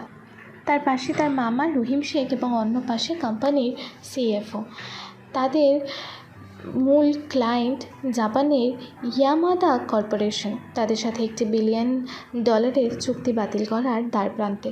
ইয়ামাদা কর্পোরেশনের প্রতিনিধি মিস্টার তানাকা ভিডিও কলে দোভাষীর মাধ্যমে। মিসেস চৌধুরী, আমরা আপনার প্রস্তাবনাকে সম্মান করি, কিন্তু আপনাদের প্রোডাকশন কস্ট আমাদের বাজেটের চেয়ে অনেক বেশি। আমরা এর চেয়ে কম খরচে চায়না থেকে সাপ্লায়ার পেয়ে গেছি, তাই এই মুহূর্তে চুক্তিটি আর সামনে বাড়ানো সম্ভব হচ্ছে না। স্নেহা নিজেকে শান্ত রাখার চেষ্টা করে বলে, মিস্টার তানাকা, আমি বুঝতে পারছি, কিন্তু আমাদের পণ্যের গুণগত মান চায়নার চেয়ে অনেক উন্নত। আমরা দীর্ঘমেয়াদী সম্পর্কের কথা ভাবছি। গুণগত মান নিয়ে আমাদের সন্দেহ নেই, কিন্তু ব্যবসাটা দিন শেষে অঙ্কের খেলা। মিসেস চৌধুরী, আমরা দুঃখিত। বোর্ডরুমে পিনপত নীরবতা নেমে আসে। রহিম শেখের মুখে ফুটে ওঠে এক ধরনের বিজয়ের হাসি। তিনি সব সময় স্নেহাকে অযোগ্য প্রমাণ করতে চান। রহিম ফিসফিস করে স্নেহার কানে, আমি আগেই কইছিলাম এই চুক্তি তুই ধইরা রাখতে পারবি না, তোর বাপের জামানার দিন শেষ। স্নেহার রাগে অপমানে জমে যায়। ঠিক সেই মুহূর্তে বোর্ডরুমের দরজাটা নিঃশব্দে খুলে যায়। আরিয়ান একটি ট্রেতে করে কফি নিয়ে প্রবেশ করে। তার পরনে অফিসের সাধারণ ইউনিফর্ম। স্নেহা অবাক এবং বিরক্ত হয়ে বলে, তোমাকে এখানে কে আসতে বলেছে? মিটিং তো অনেকক্ষণ ধরেই চলতেছে ম্যাডাম, ভাবলাম সবার হয়তো একটু কফি লাগতে পারে, মাথাটা ঠান্ডা হইব। সে সবার সামনে কফির কাপ রাখতে শুরু করে। রহিম শেখ তাকে ধমক দিতেই যাচ্ছিলেন, কিন্তু জাপানি ক্লায়েন্টদের সামনে কোম্পানির ভাবমূর্তি নষ্ট হবে ভেবে চুপ করে থাকেন। আরিয়ান স্নেহার সামনে কফির কাপটা রাখার সময় ট্রেতে থাকা একটি ভাঁজ করা ন্যাপকিনও কাপের পাশে রেখে দেয়। আরিয়ান ফিসফিস করে, তা শুধু স্নেহাই শুনতে পায়। বলে, ম্যাডাম, আপনার কফি চিনি ছাড়া। আরিয়ান শান্ত পায়ে ঘর থেকে বেরিয়ে যায়। স্নেহা বিরক্ত হয়ে ন্যাপকিনটা খুলতেই থাকে। সেটার ভেতর নীল কালিতে খুব সুন্দর ইংরেজিতে কিছু পয়েন্ট লেখা। Offer them a 5-year exclusive partnership instead of a price card. Promise them a first look deal on our upcoming eco-friendly product line. Highlight the hidden cost of Chinese suppliers, easy shipping delays, communication gaps, lower product lifespan. Propose a joint R&D venture. This will make them feel like a partner, not just a client. Sneha লেখাটা পড়ে স্তব্ধ হয়ে যায়। প্রতিটি পয়েন্টে এতটাই নিখুঁত এবং কার্যকর যে তার মতো একজন অভিজ্ঞ সিইওর এটা ভাবতে কয়েকদিন লেগে যেত। এটা কোনো সাধারণ মানুষের লেখা হতে পারে না। স্নেহা মনে মনে বলে, এই আইডিয়াটা, এটা তো অবিশ্বাস্য। এই লোকটার মাথা থেকে এটা বের হলো কিভাবে? ওর তো বিজনেস নিয়ে কোনো ধারণা থাকারই কথা না। সে দ্রুত নিজেকে সামলে নেয়। তার চোখে নতুন এক আত্মবিশ্বাস ফুটে ওঠে। স্নেহা ভিডিও কলে দৃঢ় কণ্ঠে বলে, মিস্টার তানাকা, আমাকে আর 5 মিনিট সময় দিন। আমি টাকার অঙ্ক নিয়ে কথা বলবো না, আমি পার্টনারশিপ নিয়ে কথা বলতে চাই। এর পরের 15 মিনিট স্নেহা যেন একাই পুরো মিটিং নিয়ন্ত্রণ করে। সে ন্যাপকিনে লেখা প্রতিটি পয়েন্টকে নিজের ভাষায় ব্যাখ্যা করে ইয়ামাদা কর্পোরেশনের সামনে তুলে ধরে। তার যুক্তির সামনে মিস্টার তানাকার দোভাষীর মুখ ধীরে ধীরে হাঁ হয়ে যায়। মিস্টার তানাকা কিছুক্ষণ চুপ থেকে তারপর জাপানি ভাষায় উত্তেজিতভাবে কিছু বলে। দোভাষী অনুবাদ করে, মিসেস চৌধুরী, আপনার প্রস্তাবগুলো খুবই আকর্ষণীয়, বিশেষ করে জয়েন্টার ডির প্রস্তাবটা। আমাদের এই বিষয়ে ভাবার জন্য সময় দিন। আমরা আজই আমাদের হেড অফিসে কথা বলে আপনাকে জানাচ্ছি। ব্রিলিয়ান্ট স্নেহা, এই আইডিয়াগুলো তোমার মাথায় কিভাবে এলো? এটা তো গেম চেঞ্জার। স্নেহা কিছুটা আনমনা হয়ে বলে, মাঝে মাঝে চাপ পড়লে মাথা থেকে অনেক কিছু বেরিয়ে আসে। তার চোখ তখন দরজার দিকে, যেখানে আরিয়ান একটু আগেই দাঁড়িয়েছিল। এই অবিশ্বাস্য ঘটনার পর আরিয়ানের প্রতি তার সন্দেহ আর কৌতূহল এক নতুন মাত্রা পায়। কয়েকদিন পর কোম্পানির একটি অত্যন্ত গুরুত্বপূর্ণ প্রেজেন্টেশন। এই প্রজেক্টটা পেলে চৌধুরী গ্রুপ তাদের সবচেয়ে বড় প্রতিদ্বন্দ্বীকে ছাড়িয়ে যাবে। স্নেহা গত এক সপ্তাহ ধরে দিন রাত এক করে এই প্রেজেন্টেশনটি তৈরি করেছে। তার মামাতো ভাই বিশাল, যে মার্কেটিং ডিপার্টমেন্টে কাজ করে, সে সব সময় স্নেহাকে হিংসা করে। বিশাল করিডোরে স্নেহার পথ আটকে। কি স্নেহা, খুব টেনশনে আছিস নাকি? শুনলাম এই প্রজেক্টটা নাকি তোর জন্য ডু অর ডাই সিচুয়েশন। যদি না পাস তাহলে বোর্ড মেম্বাররা কিন্তু তোর সিও পদ নিয়ে প্রশ্ন তুলবে। আমার যোগ্যতা নিয়ে তোমার ভাবতে হবে না বিশাল। তুমি নিজের কাজটা মন দিয়ে করো, সেটাই কোম্পানির জন্য ভালো। অবশ্যই, অল দ্য বেস্ট। প্রেজেন্টেশনের ঠিক 10 মিনিট আগে স্নেহা যখন বোর্ডরুমে তার ল্যাপটপ অন করে, তখন সে দেখে তার ডেস্কটপে রাখা ফাইনাল প্রেজেন্টেশনের ফোল্ডারটি খালি। ফাইলটা ডিলিট করে দেওয়া হয়েছে। স্নেহা আতঙ্কিত হয়ে ফিসফিস করে বলে, হো মাই গড, না এটা হতে পারে না। সে দ্রুত রিসাইকেল বিন চেক করে, কিন্তু সেখানেও ফাইলটা নেই। তার হাত পা ঠান্ডা হয়ে আসে। তার বুঝতে বাকি থাকে না যে এটা কার কাজ। বিশাল দরজার কাছে দাঁড়িয়ে ক্রুর হাসি হাসছে। কি হলো স্নেহা, তোর প্রেজেন্টেশন কই? খুঁজে পাচ্ছিস না? ইস, খুব খারাপ হলো। হয়তো ভাইরাসে সব ডিলিট হয়ে গেছে। এখন কি করবি? বোর্ড মেম্বাররা তো সবাই এসে গেছেন। স্নেহার মাথা কাজ করা বন্ধ করে দেয়। তার মনে হয় সে এখনই অজ্ঞান হয়ে যাবে। ঠিক সেই মুহূর্তে আরিয়ান একটি চায়ের কাপ হাতে নিয়ে বোর্ডরুমে ঢোকে। তার হাঁটা চলা আগের মতোই শান্ত। ম্যাডাম, আপনার আদা চা। কইছিলাম না বেশি টেনশন হইলে গলা শুকায় যায়। স্নেহা প্রায় কাঁদো কাঁদো গলায় বলে, আরিয়ান, সব শেষ হয়ে গেল, আমার প্রেজেন্টেশন ডিলিট হয়ে গেছে। আরিয়ান যেন কিছুই হয়নি এমনভাবে বলে, কোন প্রেজেন্টেশনটা ম্যাডাম? প্রজেক্ট ফিউচারটা? হ্যাঁ, তুমি কিভাবে জানলে? আরিয়ান পকেট থেকে একটা সাধারণ পেন ড্রাইভ বের করে স্নেহার হাতে দিয়ে বলে, কালকে রাইতে যখন আপনি কাম করতেছিলেন তখন আপনার পিছনে দাঁড়াই আমি প্রেজেন্টেশনটা দেখছিলাম। খুব ভালো বানাইছিলেন, তাই ভাবলাম যদি কোনো সমস্যা হয় তাই নিজের কাছে একটা কফি রেখে দিই। লং, এইটা ল্যাপটপে লাগান, কাম হয়ে যাব। স্নেহা বিস্ময়ে কৃতজ্ঞতায় আরিয়ানের দিকে তাকিয়ে থাকে। বিশাল আর বোর্ড মেম্বারদের সামনে আরিয়ান এমন একটা কাজ করলো যা অবিশ্বাস্য। বিশালের মুখটা দেখার মতো হয়ে গেছে। সে প্রায় তোতলাতে তোতলাতে বলে, এটা এটা তোর কাছে কিভাবে এলো? আরিয়ান বিশালের দিকে তাকিয়ে চোখে শীতল দৃষ্টি। ভাই, ভালো জিনিস তো সবারই নজরে পড়ে, আর ম্যাডামের বানানো জিনিস তো আরও বেশি সুন্দর, তাই নজর সরাইতে পারে নাই। স্নেহা দ্রুত পেন ড্রাইভটা লাগিয়ে প্রেজেন্টেশন শুরু করে এবং সফলভাবে শেষ করে। মিটিং শেষে সবাই যখন তাকে অভিনন্দন জানাচ্ছিল, তখন তার চোখ খুঁজছিল আরিয়ানকে। সে তখন করিডোরের এক কোনায় দাঁড়িয়ে মুচকি মুচকি হাসছিল। সপ্তাহখানেক পর একদিন বিকেলে স্নেহার দাদু আহমেদ চৌধুরী হঠাৎ করেই তাদের বাড়িতে আসেন। তিনি অসুস্থতার কারণে গ্রামের বাড়িতে থাকলেও মাঝে মাঝে ঢাকায় আসেন। তার আগমনে বাড়িতে একটা সাজ রব পড়ে যায়। আব্বা, আপনি হঠাৎ করে একটা খবর দিয়ে আসতেন। নিজের বাড়িতেও আসতে ওকে খবর দিতে হবে নাকি? স্নেহা কই? আর আমার নাতি কই? তিনি নাতি বলতে আরিয়ানকে বোঝাচ্ছেন। এই সম্বোধনে আফরোজা আর রহিম শেখের মুখ কালো হয়ে যায়। স্নেহা আর আরিয়ান ঘর থেকে বেরিয়ে এসে দাদুকে সালাম করে। দাদু, আসসালামু আলাইকুম, আপনি ভালো আছেন? আহমেদ চৌধুরী আরিয়ানের কাঁধে হাত রেখে অত্যন্ত স্নেহের সাথে বলেন, ওয়ালাইকুম আসসালাম ভাই, তোমাকে দেখে খুব ভালো লাগলো। শহরের জীবনের সাথে মানিয়ে নিতে পারছো তো? জি দাদু, স্নেহা ম্যাডাম আমার খুব খেয়াল রাখেন। সে স্নেহার দিকে তাকিয়ে মুচকি হেসে রহিম পরিস্থিতি হালকা করার চেষ্টা করে। আব্বা, ও তো স্নেহার অফিসে ওর পিএ হিসেবে জয়েন করছে। খুব কামের ছেলে। আহমেদ চৌধুরী রহিমের দিকে তীক্ষ্ণ দৃষ্টিতে তাকিয়ে বলে, ও, এইবারের জামাই রহিম, চৌধুরী গ্রুপের অর্ধেক মালিকের স্বামী। ওকে পিএ বা কাজের ছেলে ভাবার ভুলটা করো না। ও সম্মান মানে এই বাড়ির সম্মান। এই কথায় সবার মুখ বন্ধ হয়ে যায়। পরে আহমেদ চৌধুরী যখন বাগানে একা চড়ে বসেছিলেন, তখন স্নেহা তার কাছে যায়। দাদু, তুমি কি আমার উপর রাগ করে আছো? রাগ নিজের ওপর করি দিদি ভাই। হয়তো তোমাকে সবটা খুলে বলার সময় এখনো আসেনি, কিন্তু একটা কথা মনে রেখো, সূর্যকে বেশি দিন মেঘ দিয়ে ঢাকা যায় না। আর আসল হিরে কয়লার খনিতেই পাওয়া যায়। তাকে চিনতে জোহরের চোখ লাগে। আমি তোমার কথার কিছুই বুঝতে পারছি না দাদু। তুমি কি আরিয়ানের কথা বলছো? আহমেদ চৌধুরী আরিয়ানের দিকে ইশারা করে, যে তখন বাগানের এক কোণে গাছে পানি দিচ্ছিল আর গুনগুন করে গান গাইছিল। ওই ছেলেটাকে দেখো, ও গাছে পানি দিচ্ছে না, ও গাছগুলোর সাথে কথা বলছে। যার মনে এত মায়া, সে কখনো খারাপ হতে পারে না।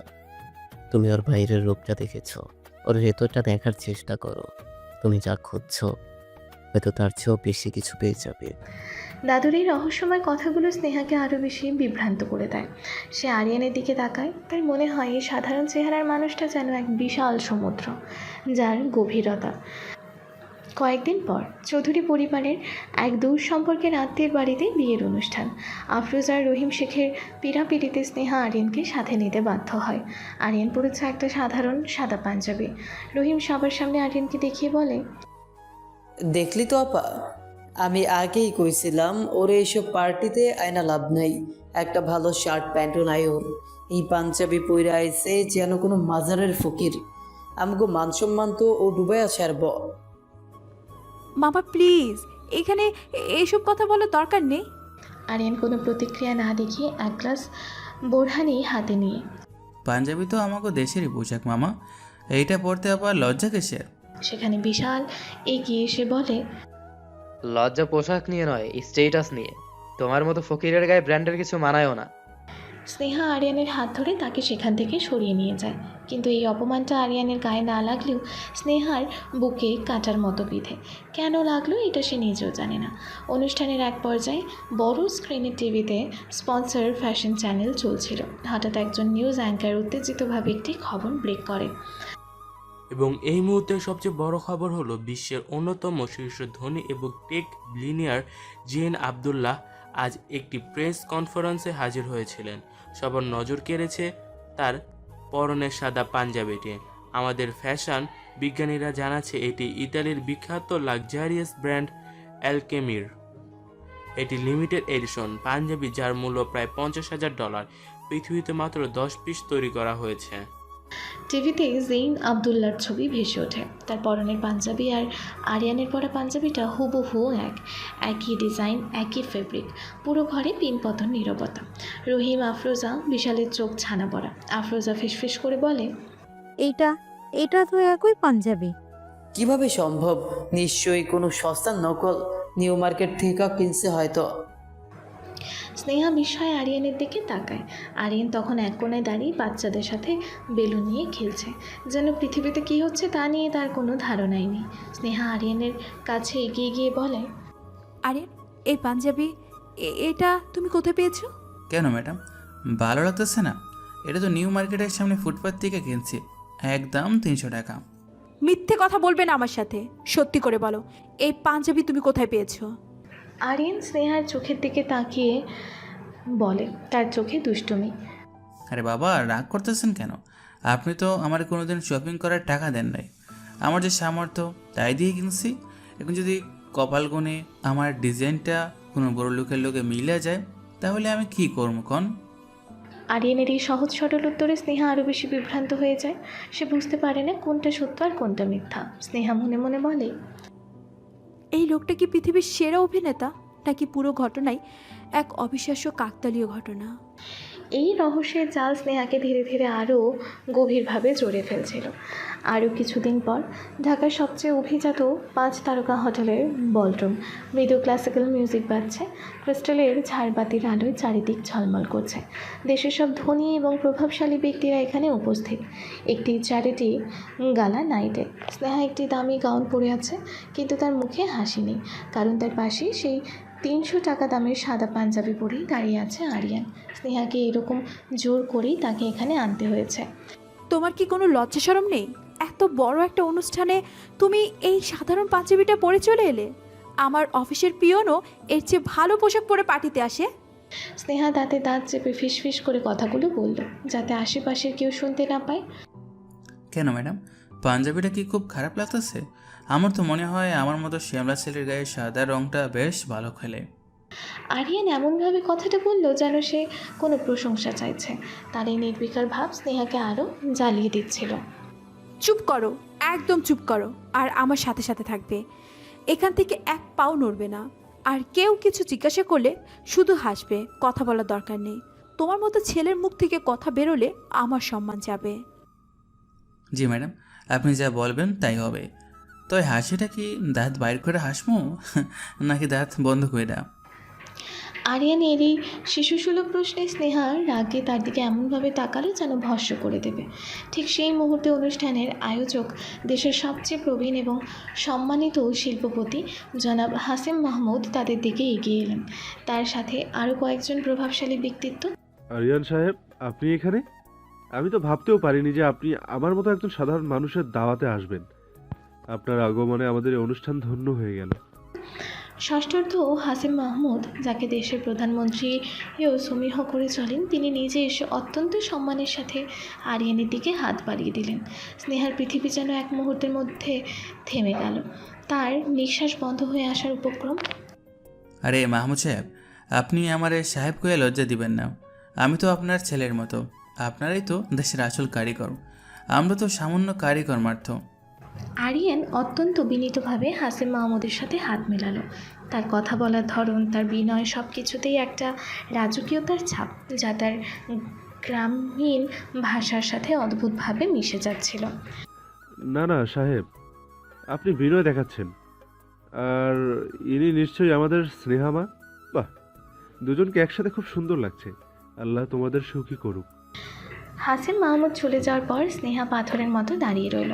তার কানে তখনও প্রতিধ্বনিত হচ্ছিল, মনে মনে ভাবে, আরিয়ান সাহেব, আমার বাবা ইকবাল চৌধুরী বেঁচে থাকতে হাসিম মাহমুদের অ্যাপয়েন্টমেন্ট পাওয়ার জন্য 1 সপ্তাহ অপেক্ষা করতেন, আর সেই লোকটা আরিয়ানকে সাহেব বলে সম্বোধন করছে।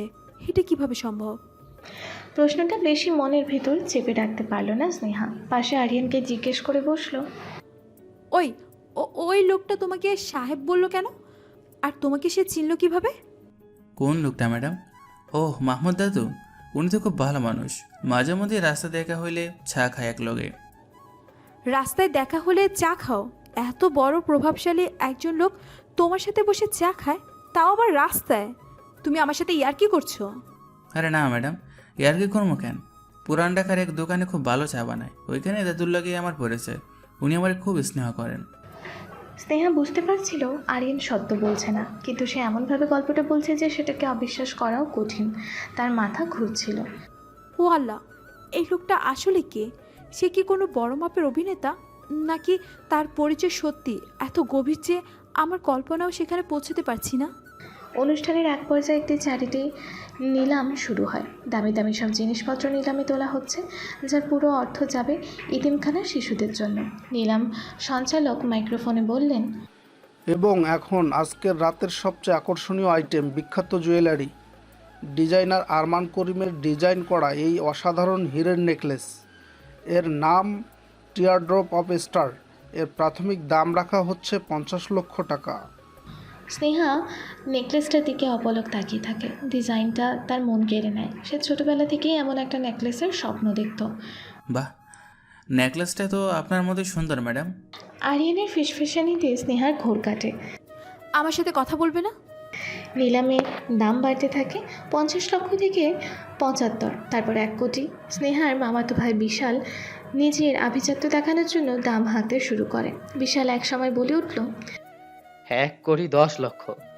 ঠিক তখনই হলের পেছন থেকে একজন ওয়েটার এসে সঞ্চালকের হাতে একটি কার্ড দেয়।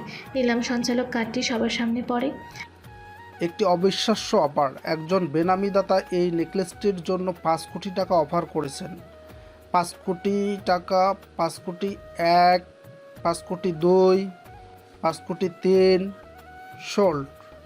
এই নেকলেসটি কিনে নিয়েছে আমাদের সেই রহস্যময় বেনামিদাতা। It's sold out mysterious man, thank you all. পুরো হল করতালিতে ফেটে পড়ে।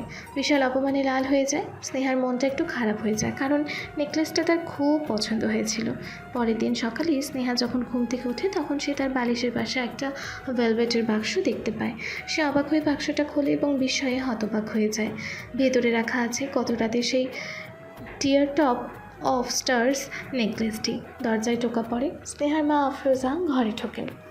এ কি, এই নেকলেসটা তোর কাছে কিভাবে এলো? এটা তো কাল রাতে নিলামে বিক্রি হয়েছে। কি সর্বনাশ! নিশ্চয়ই ওই চোরটা, ওই আরিয়ানটা এটা চুরি করেছে। আমি জানতাম ও একটা চোর। ছোট লোকটাকে পুলিশে ফোন দে স্নেহা। না মা, এটা চুরি নয়। স্নেহা নেকলেসটা হাতে তুলে নেয়। আরিয়ানের পক্ষে এটা চুরি করা অসম্ভব, কিন্তু তাহলে এটা এখানে কিভাবে এলো? চুরি না তো কি? ওর কি এইটা কেনার ক্ষমতা আছে? তুই কি পাগল হলি স্নেহা? আমি এখনই রহিমকে ডাকতেছি।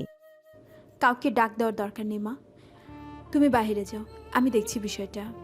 আফরোজা গজরাতে গজরাতে বেরিয়ে যান। স্নেহা নেকলেসটা হাতে নিয়ে বসে থাকে। তার বুকের ভেতরটা ধুকপুক করছে। এই কাজটা যদি আরিয়ানের হয় তাহলে সে 5 কোটি টাকা কোথায় পেল? আর যদি তা না হয় তাহলে কে সেই রহস্যময় শুভাকাঙ্ক্ষী যে আমার এত খবর রাখে?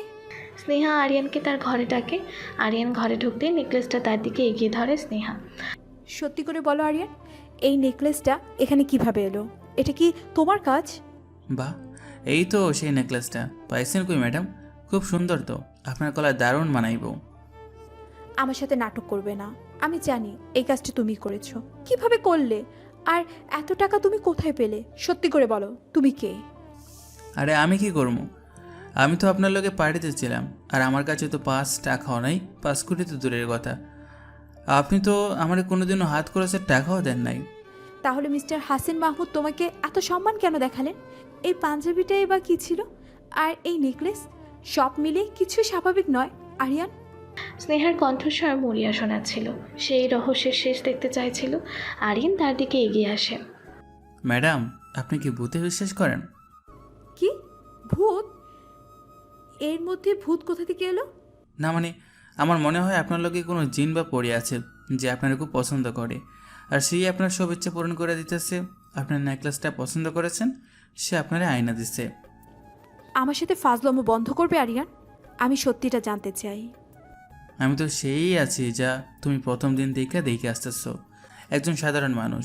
আর নেকলেসটা হয়তো তোমার কোনো শুভাকাঙ্ক্ষী পাঠাইছে যে তোমার মুখের হাসি দেখতেছে। আপনি বরং চিন্তা না কইরা এইটা পরে দেখেন, আমার তো মনে হয় আপনারে পরীর মতো লাগবো। আরিয়ান নেকলেসটা স্নেহার হাত থেকে নিয়ে তার গলায় পরিয়ে দেওয়ার জন্য এগিয়ে আসে। স্নেহা বাধা দেয় না। আয়নার সামনে দাঁড়িয়ে স্নেহা নিজেকে দেখে। নেকলেসটা তার সৌন্দর্যকে কয়েক গুণ বাড়িয়ে দিয়েছে। আরিয়ানের চোখে মুখে মুগ্ধতার ছাপ। দেখছেন, আমি কইছিলাম না এখন আমার পরি বউয়ের লাইগা 1 কাপ চা বানাই আনি, কি কন? এই বলে আরিয়ান ঘর থেকে বেরিয়ে যায়। স্নেহা আয়নার সামনে দাঁড়িয়ে থাকে। সে জানে আরিয়ান তাকে সবটা খুলে বলছে না, কিন্তু তার এই রহস্যময় আচরণ, তার এই যত্ন, তার এই রোম্যান্টিক দুষ্টুমি, সব কিছু স্নেহাকে এক অজানা অনুভূতির দিকে ঠেলে দিচ্ছিল। সে কি এই রহস্যময় মানুষটার প্রেমে পড়ে যাচ্ছে? অফিসে এসে স্নেহা তার সবচেয়ে বিশ্বস্ত লোক, তার বাবার আমলের সিকিউরিটি হেড রহমান সাহেবকে ডেকে পাঠায়। রহমান চাচা, আমি আপনাকে একটা খুব গোপনীয় কাজ দিতে চাই। বলো মা, তোমার জন্য আমি সব করতে পারি। আমি চাই আপনি আরিয়ান সম্পর্কে সব তথ্য বের করবেন। ওর আসল পরিচয় কী, ওর গ্রামের বাড়ি কোথায়, ওর বাবা মাকে, ও আগে কী করতো, সব কিছু। আমি ওর সম্পর্কে সব কিছু জানতে চাই। এর জন্য যত টাকা লাগে আমি দিব, কিন্তু বিষয়টা যেন আর কেউ না জানে। তুমি চিন্তা করো না মা, আমি দেশের সেরা প্রাইভেট ডিকমেন্টেড এনজেসের কাজ লাগাবো। 7 দিনের মধ্যে আমি তোমাকে ওর 14 গোষ্ঠীর খবর এনে দেব। কিন্তু 7 দিন পর রহমান সাহেব যখন স্নেহার কেবিনে ঢোকেন, তখন তার মুখটা ছিল ফ্যাকাশে এবং হতাশ। কি হলো চাচা, সব খবর পেয়েছেন? মা, আমি খুবই লজ্জিত। আমি তোমার কাজটা করতে পারিনি। পারেননি মানে? কেন? এজেন্সির লোকেরা কি বলল? তারা গত 7 দিন ধরে দিন রাত চেষ্টা করেছে, কিন্তু আরিয়ান নামে তোমার দেওয়া চেহারার কোনো মানুষের অস্তিত্ব যেন এই দেশে নেই। তার কোনো জন্মসূচও নেই, কোনো স্কুল কলেজের রেকর্ডও নেই, কোনো পাসপোর্টের রেকর্ডও নেই, এমনকি তার নামে কোনো ব্যাংকে অ্যাকাউন্ট বা মোবাইল সিম কার্ডও রেজিস্ট্রেশন করা নেই। এটা কিভাবে সম্ভব? একজন জলজ্যান্ত মানুষের কোনো রেকর্ড থাকবে না? এটাই তো আশ্চর্যের বিষয় মা। এজেন্সির হেড আমাকে যা বললেন তা আরও ভয়ঙ্কর। তিনি বললেন এমনটা তখনই সম্ভব যখন কেউ উদ্দেশ্য প্রমাণিতভাবে এবং অত্যন্ত শক্তিশালী কোনো প্রযুক্তি ব্যবহার করে একজন মানুষের সমস্ত ডিজিটাল এবং কাগজের রেকর্ড মুছে দেয়, যেন ওই মানুষটা কোনো দিনও কোনো অস্তিত্বই ছিল না। এমন কাজ করার ক্ষমতা শুধু দেশের সর্বোচ্চ গোয়েন্দা সংস্থা বা তার চেয়েও ক্ষমতাধর কোনো শক্তির আছে। রহমান সাহেবের কথাগুলো শুনে স্নেহার পায়ের তলার মাটি যেন সরে যায়, তার হাত পা ঠান্ডা হয়ে আসে। আরিয়ান তাহলে কে? সে কি কোনো স্পাই, কোনো আন্তর্জাতিক অপরাধী, নাকি তার চেয়েও ভয়ঙ্কর কিছু? এই প্রশ্নটা তাকে এক শীতল ভয়ের সমুদ্রে ডুবিয়ে দেয়। দিন শেষে স্নেহা অফিস থেকে বাড়ি ফিরে ক্লান্তির কারণে খুব তাড়াতাড়ি ঘুমিয়ে পড়ল। হঠাৎ মাঝরাতে স্নেহার ফোন বেজে ওঠে।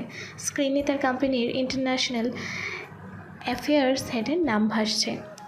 হ্যালো রফিক সাহেব, এত রাতে সব কিছু ঠিক আছে? ম্যাম, সর্বনাশ হয়ে গেছে। আমাদের জার্মানির অটো কার্পের সাথে যে চুক্তিটা ফাইনাল হওয়ার কথা ছিল, ওরা হঠাৎ করে বেঁকে বসেছে। ওরা বলছে আমাদের কিছু শর্ত নাকি তাদের ম্যানুফ্যাকচারিং পলিসির সাথে মিলছে না। কাল সকালেই বার্লিনের মিটিং, ওরা ফাইনাল ডিসিশন জানিয়ে দেবে। হোয়াট? এটা তো আমাদের এই বছরের সবচেয়ে বড় প্রজেক্ট, আপনি আগে জানেননি কেন? ম্যাম, ওরা মাত্রই মেল করেছে। ওরা আমাদের সাথে আর কোনো যোগাযোগই করতে চায় না। মিটিংটা কাল না করতে পারলে আমরা প্রজেক্টটা হারাবো। ওকে ওকে, রিল্যাক্স, আমি ব্যবস্থা করছি। ফার্স্ট ফ্লাইটের টিকিট বুক করুন, আমি আসছি। স্নেহা ফোন রেখে মাথায় হাত দিয়ে বসে পড়ে।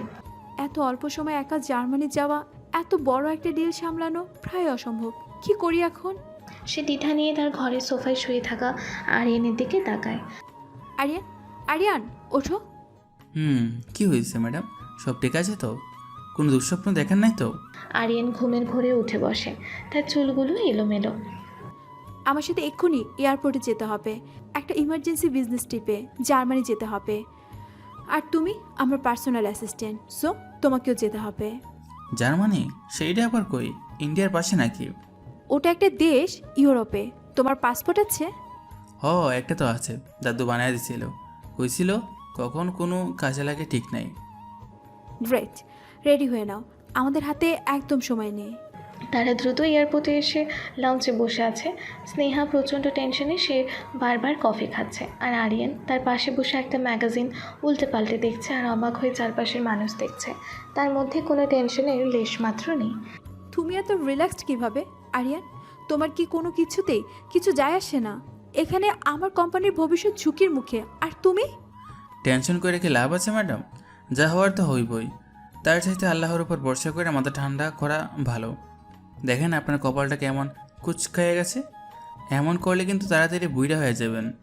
আরিয়ান স্নেহার কপালের দিকে ইশারা করে। তার এই সহজ সরল কথায় স্নেহার টেনশন না কমলেও রাগটা কমে আসে। সে কিছু না বলে মুখ ঘুরিয়ে নেয়। বার্লিনের একটি অত্যাধুনিক অফিস বিল্ডিংয়ের কনফারেন্স রুম। কাঁচের টেবিলের একপাশে স্নেহা আর তার টিমের দুজন, অন্য পাশে অটো কার্পের 3 জন জার্মান প্রতিনিধি, যাদের নেতৃত্বে আছেন একজন বয়স্ক এবং রাশভারী ভদ্রলোক হার্ক ক্রোগার। অবশেষে তারা এখানে এসে পৌঁছালো। তো সব বন্ধুরা জার্মানির লোকটা জার্মানির ভাষায় কিছু কথা বলছে। পরে এটা স্নেহার রাখা দোভাষী একজন বাঙালি ছেলে, যে জার্মানিতে পড়াশোনা করে, সে কথাগুলো অনুবাদ করে দেয়। মিসেস চৌধুরী, আমরা আপনার প্রচেষ্টার প্রশংসা করি, কিন্তু আমাদের অবস্থান পরিষ্কার। আপনার প্রস্তাবিত কর্মঘণ্টা এবং পরিবেশনগত মান আমাদের পক্ষে বাস্তবায়ন করা সম্ভব নয়। Mister Kruger, I assure you, our starters are designed for the long-term benefit of both companies. দোভাষী যখন স্নেহার কথাগুলো অনুবাদ করে বলতে শুরু করে, তখন হার্ক ক্রোগারের মুখটা আরও কঠিন হয়ে যায়। তিনি এবং তার সহকর্মীরা নিজেদের মধ্যে জার্মান ভাষায় এবং কিছু বলতে থাকেন, যা থেকে স্পষ্ট বোঝা যায় যে তারা বিরক্ত এবং তাদের মধ্যে সাংস্কৃতিক ও ভাষাগত একটা বড় দূরত্ব তৈরি হচ্ছে। স্নেহা অধৈর্য হয়ে দোভাষীকে প্রশ্ন করে, What are they saying? দোভাষী ভয়ে ভয়ে বলে, ম্যাম, ওনারা বলছেন যে আমরা নাকি জার্মান কালচার না বুঝেই লেকচার দেওয়ার চেষ্টা করছি। ওনারা মিটিং শেষ করে দিতে চাইছেন। স্নেহার মাথায় যেন আকাশ ভেঙে পড়ে। সে বুঝতে পারে এই চুক্তি তার হাত থেকে বেরিয়ে যাচ্ছে। সে অসহায়ভাবে একবার আরিয়ানের দিকে তাকায়, যে ঘরের এক কোণায় চুপচাপ দাঁড়িয়ে সব দেখছিল। ঠিক সেই মুহূর্তে যখন সবাই ধরেই নিয়েছে যে মিটিংটি শেষ, তখন আরিয়ান ধীরে পায়ে এগিয়ে আসে। এক্সকিউজ মি জেন্টলম্যান, আমি কিছু কি বলতে পারি? আরিয়ানের মুখ থেকে নিখুঁত, স্পষ্ট এবং মার্জিত জার্মান ভাষা শুনে ঘরের সবাই, বিশেষ করে স্নেহা এবং হারক্রুগার বিস্ময়ে হতবাক হয়ে যায়। দোভাষী ছেলেটার মুখ হা হয়ে যায়। দর্শক এই জায়গাটায় আরিয়ান জার্মান ভাষায় কথা বলছে, কিন্তু আমি বাংলায় ট্রান্সলেট করে আপনাদেরকে শোনাচ্ছি। তাই এই কষ্টের ফলস্বরূপ ভিডিওটিতে লাইক করুন কিন্তু ফটাফট। আপনি জার্মান বলতে পারেন? হ্যাঁ, সামান্য কিছু। আমি এটা শখের বসে শিখেছি। হার ক্রুগার, আমি আপনার উদ্বেগ পুরোপুরি বুঝতে পারছি। জার্মান কর্মসংস্কৃতি তার কার্যকারিতা এবং নির্ভুলতার জন্য বিশ্বজুড়ে বিখ্যাত। আমরা আপনাদের ওপর কিছু চাপিয়ে দেওয়ার চেষ্টা করছি না। আরিয়ান এরপর প্রায় 10 মিনিট ধরে জার্মান ভাষায় কথা বলতে থাকে। সে শুধু কথাই বলে না, সে জার্মান সংস্কৃতি, তাদের মূল্যবোধ এবং এমনকি তাদের সাহিত্যের উদাহরণ টেনে এনে বোঝাতে শুরু করে যে চৌধুরী গ্রুপের প্রস্তাবগুলো আসলে তাদের নীতির পরিপন্থী নয়, বরং পরিপূরক। আরও বলে, এটাকে নিয়ম হিসেবে ভাববেন না, বরং একটি অংশীদারিত্ব হিসেবে ভাবুন। এটি অংশীদারিত্ব যেখানে আমরা একসাথে বেড়ে উঠব, একে অপরের কাছ থেকে শিখব এবং আমাদের উভয় কোম্পানির জন্য একটি ভালো ভবিষ্যৎ তৈরি করব। যেমন গেটে একসময় বলেছিলেন, সফলতার 3টি অক্ষর আছে, করা। গ্যাটের উদ্ধৃতি শুনে হারক্রুগারের কঠিন মুখটা প্রথমবারের মতো নরম হয়ে আসে। তার চোখে মুখে বিস্ময় এবং মুগ্ধতার ছাপ। তিনি তার সহকর্মীদের দিকে তাকিয়ে মাথা নাড়েন। হারক্রুগার এবার ইংরেজিতে সরাসরি আরিয়ানের দিকে তাকিয়ে বলে, Young man, who are you? You are not just a translator. Your understanding of our culture, it's profound. I am nobody, sir, just an assistant to my madam. Aryan স্নেহার দিকে ইশারা করে। স্নেহা তখনও বিস্ময়ের ঘোর থেকে বের হতে পারেনি। Well, your madam is incredibly lucky. Let's talk about this partnership again. I think we can find a middle ground. পরের 1 ঘন্টার মিটিংয়ের চিত্র পুরোপুরি পাল্টে যায়। আরিয়ান মধ্যস্থকারী হিসেবে কাজ করে। সে শুধু চুক্তিটি বাঁচায় না, বরং আগের চেয়ে অনেক ভালো শর্তে নতুন একটি চুক্তি চূড়ান্ত করে, যা চৌধুরী গ্রুপের জন্য এক বিশাল সাফল্য। মিটিং শেষে হারক্রুগার নিজে এসে আরিয়ানের সাথে উষ্ণভাবে হাত মেলেন। It was an honor doing business with you, Mr. Aryan. Sneha তখন নির্বাক, তার মনে হাজারো প্রশ্ন। এই লোকটাকে যে অর্ণগোল জার্মান বলতে পারে, এই জার্মান সাহিত্য সম্পর্কে জানে, যে বিশ্বের অন্যতম কঠিন একজন ব্যবসায়ীকে মুক্ত করতে পারে, সে কিছুতেই একজন সাধারণ গ্রামের ছেলে হতে পারে না। সেই রাতে চুক্তি স্বাক্ষর হওয়ার পর হারক্রুগার তাদের সম্মানে একটি জমকালো ডিনারের আয়োজন করেন একটি দামি রেস্তোরাঁয়। আরিয়ান সেই একই সাধারণ পোশাকে, কিন্তু আজ তাকে ঘিরে রেখেছে সবাই। হারক্রুগার ওয়াইনের গ্লাসে টোস্ট করে বলে, To our new partnership, and to this brilliant young man, Mr. Aryan, who taught us that a true partnership is not about rules, but about understanding. ডিনারের পুরো সময়টা হারক্রুগার এবং তার টিমের সদস্যরা স্নেহাকে নয়, আরিয়ানকে মধ্যমণি করে রাখে। তারা তার সাথে ব্যবসা, দর্শন, এমনকি ফুটবল নিয়েও আলোচনা করতে থাকে। আরিয়ান প্রতিটি বিষয়ে অত্যন্ত সাবলীলভাবে কথা বলতে থাকে, তবে এবার ইংরেজিতে। ক্লায়েন্টদের একজন সহকর্মী বলে, Mr. Aryan, your knowledge about the global market is impressive. Where did you study? আমি তো পড়াশোনা করার বেশি সুযোগ পাই নাই, যা কিছু শিখেছি সব মানুষের কাছ থেকে আর বইরা। স্নেহা দূর থেকে সব দেখছিল। তার সহকর্মীরা যখন আরিয়ানের বুদ্ধিমত্তার প্রশংসা করছিল, তখন প্রথমবারের মতো স্নেহার বুকের ভেতরটা গর্বে ভরে ওঠে। এই সম্মানটা তার কোম্পানির জন্য, কিন্তু এই সম্মানের কারিগর তার স্বামী আরিয়ান। এই অনুভূতিটা তার কাছে একদম নতুন। হারক্রুগার ডিনার শেষে স্নেহার কাছে এসে বলেন, Miss Chaudhary, you are a very, very lucky woman to have him. He is not just smart, he is wise. He is a genius. Take good care of him. Thank you mister Kruger, I will. স্নেহার মুখ থেকে কথাগুলো অজান্তেই বেরিয়ে আসে। সে যখন আরিয়ানের দিকে তাকায়, তখন দেখে আরিয়ান তার দিকে তাকিয়ে মুচকি হাসছে, যেন সে স্নেহার মনের সব কথা পড়তে পারছে। সেদিন রাতেই তারা বিমানে উঠে পড়ল। ফেরার পথে রাতের আকাশে বিজনেস ক্লাসের দুটো পাশাপাশি সিটে বসে আছে স্নেহা আর আরিয়ান। প্লেনের ভিতরটা আবছা অন্ধকারে ঢাকা, শুধু রিডিং লাইটের মৃদু আলো এসে পড়ছে তাদের মুখে। সবাই ঘুমিয়ে পড়েছে। ট্রেনের মৃদু গুঞ্জন ছাড়া আর কোনো শব্দ নেই। জানালার বাইরে মেঘের নরম বিছানা, আর তার ওপরে জলজল করছে অগণিত তারা। আরিয়ান, স্নেহা খুব আস্তে করে, প্রায় ফিসফিস করেই ডাকে। তার কণ্ঠস্বর আগের চেয়ে অনেক নরম এবং দ্বিধাগ্রস্ত। জি ম্যাডাম, ঘুম আসতেছে না। আরিয়ান তার দিক থেকে মুখ ফিরিয়ে স্নেহার দিকে তাকায়। তার চোখে মুখে কোনো ক্লান্তি নেই, আছে শুধু এক ধরনের প্রশান্তি। না, ঘুম আসবে কিভাবে? আমার মাথায় তো হাজারটা প্রশ্ন ঘুরছে। মনে হচ্ছে মাথার ভিতরে একটা ঝড় চলছে। আমারও ঘুম আসতেছে না, তবে আমার মাথায় কোনো ঝড় নাই, আছে একটা শান্ত নদী। আর আকাশে তো দেখি আজ তারার মেলা বইছে। মনে হইতেছে হাত বাড়ালে আপনার লাগিয়া কয়েকটি তারা আমি তুলে আনতে পারব। কিছুক্ষণ গভীর নীরবতা। স্নেহা ইতস্তত করে, তারপর সাহস সঞ্চয় করে আরিয়ানের দিকে পুরোপুরি ফেরে। সে আরিয়ানের চোখের দিকে সরাসরি তাকায়। আজ যা হলো আমি ভাষা খুঁজে পাচ্ছি না আরিয়া। আমি তোমাকে কিভাবে ধন্যবাদ দেব বুঝতে পারছি না। তুমি আজ শুধু একটা $1 বিলিয়ন চুক্তি বাঁচাওনি, তুমি আমার সম্মান বাঁচিয়েছ, আমার বাবার স্বপ্নকে ডুবে যাওয়ার থেকে বাঁচিয়েছ। আমি তোমার কাছে ঋণী। ধন্যবাদ বাড়েন, এই শব্দগুলো দিয়ে কি আবার আমারে পর করে দিতেছেন? আমি তো আগেই কইছি, আপনার সম্মান মানে আমার সম্মান, আপনার স্বপ্ন মানে আমার স্বপ্ন। এখানে তো কোনো দেনা পাওনার হিসাব নাই স্নেহা। আরিয়ান অনেক দিন পর স্নেহাকে ম্যাডাম না বলে শুধু স্নেহা বলে সম্বোধন করে। নামটা তার মুখ থেকে শুনতে স্নেহার কাছে অসম্ভব মিষ্টি লাগে। না আরিয়ান, এটা শুধু দায়িত্বের ব্যাপারে নয়। তোমার মধ্যে যে প্রতিভা আছে, যে জ্ঞান আছে, আমি নিজের চোখে দেখেছি। তুমি অর্ণগল, জার্মান বললে, জার্মান সাহিত্য নিয়ে কথা বললে, এসব লুকিয়ে রেখে তুমি আমার পার্সোনাল অ্যাসিস্ট্যান্টের কাজ করছো। দিনের পর দিন আমার আর আমার পরিবারের সবার অপমান সহ্য করছো। কেন কেন করছো এসব? প্লিজ আমাকে সত্যিটা বলো। স্নেহার কণ্ঠস্বর আবেগে ভারী হয়ে আসে। তার চোখে জল টলমল করছে, যা প্লেনের আবছা আলোতেও মুক্তোর মতো লাগছে। কারণ কিছু প্রশ্নের উত্তর সময়ের হাতে ছাইড়া দিতে হয়। সব কিছুর একটা ঠিক সময় আছে। আপনি কালে এটুকু বিশ্বাস রাখতে পারেন, আমি এমন কিছু করুম না যাতে আপনার কোনো ক্ষতি হয়। বিশ্বাস? আমি কিভাবে বিশ্বাস করব?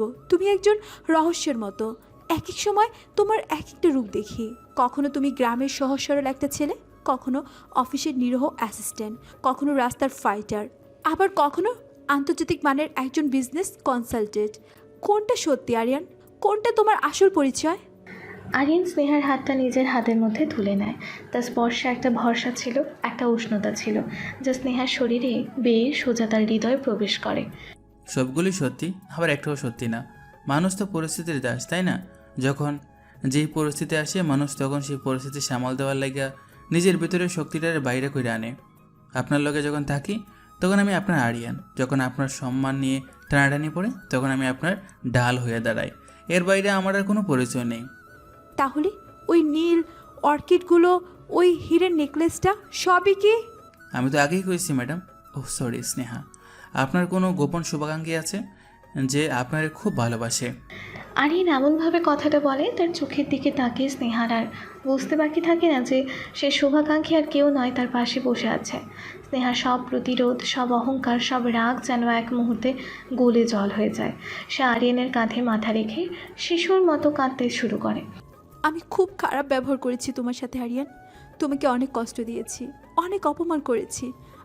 আমি বুঝতে পারিনি, আমি তোমাকে একটুও বুঝতে পারিনি। আমাকে মাফ করে দিতে পারবে প্লিজ? আরে পাগলি একটা। আরিয়ান অন্য হাত দিয়ে স্নেহার মাথায় বিলি কেটে দেয়। তার কণ্ঠে রাজ্যের মায়া। ভালোবাসার মানুষের উপর রাগ অভিমান তো থাকবেই। আপনি আমার কষ্ট দেন নাই, আপনি আমার পরীক্ষা নিয়েছেন, দেখতে চাইছিলেন আমি আপনার যোগ্য কিনা। আর আমি তো সেই পরীক্ষা দিয়ে পাস করতে চাই। তবে কি আপনার ওই বকাগুলো কিন্তু আমি মাঝে মধ্যে মিস করুম। কি সুন্দর কইরা যে বকেন আপনি। এই কথায় স্নেহা কান্নার মাঝেও হেসে ফেলে। সে মাথা তুলে আরিয়ানের দিকে তাকায়। তার চোখে কৃতজ্ঞতা, বিশ্বাস আর এক নতুন অনুভূতি, যার নাম ভালোবাসা। তাহলে আমার পরীক্ষা কি শেষ? পরীক্ষা তো মাত্র শুরু ম্যাডাম। ওহ সরি, বারবার ম্যাডাম চলে আসে, অভ্যাস তো। পরীক্ষা তো সারা জীবনের, তবে একটা পরীক্ষা কিন্তু এখনও বাকি আছে।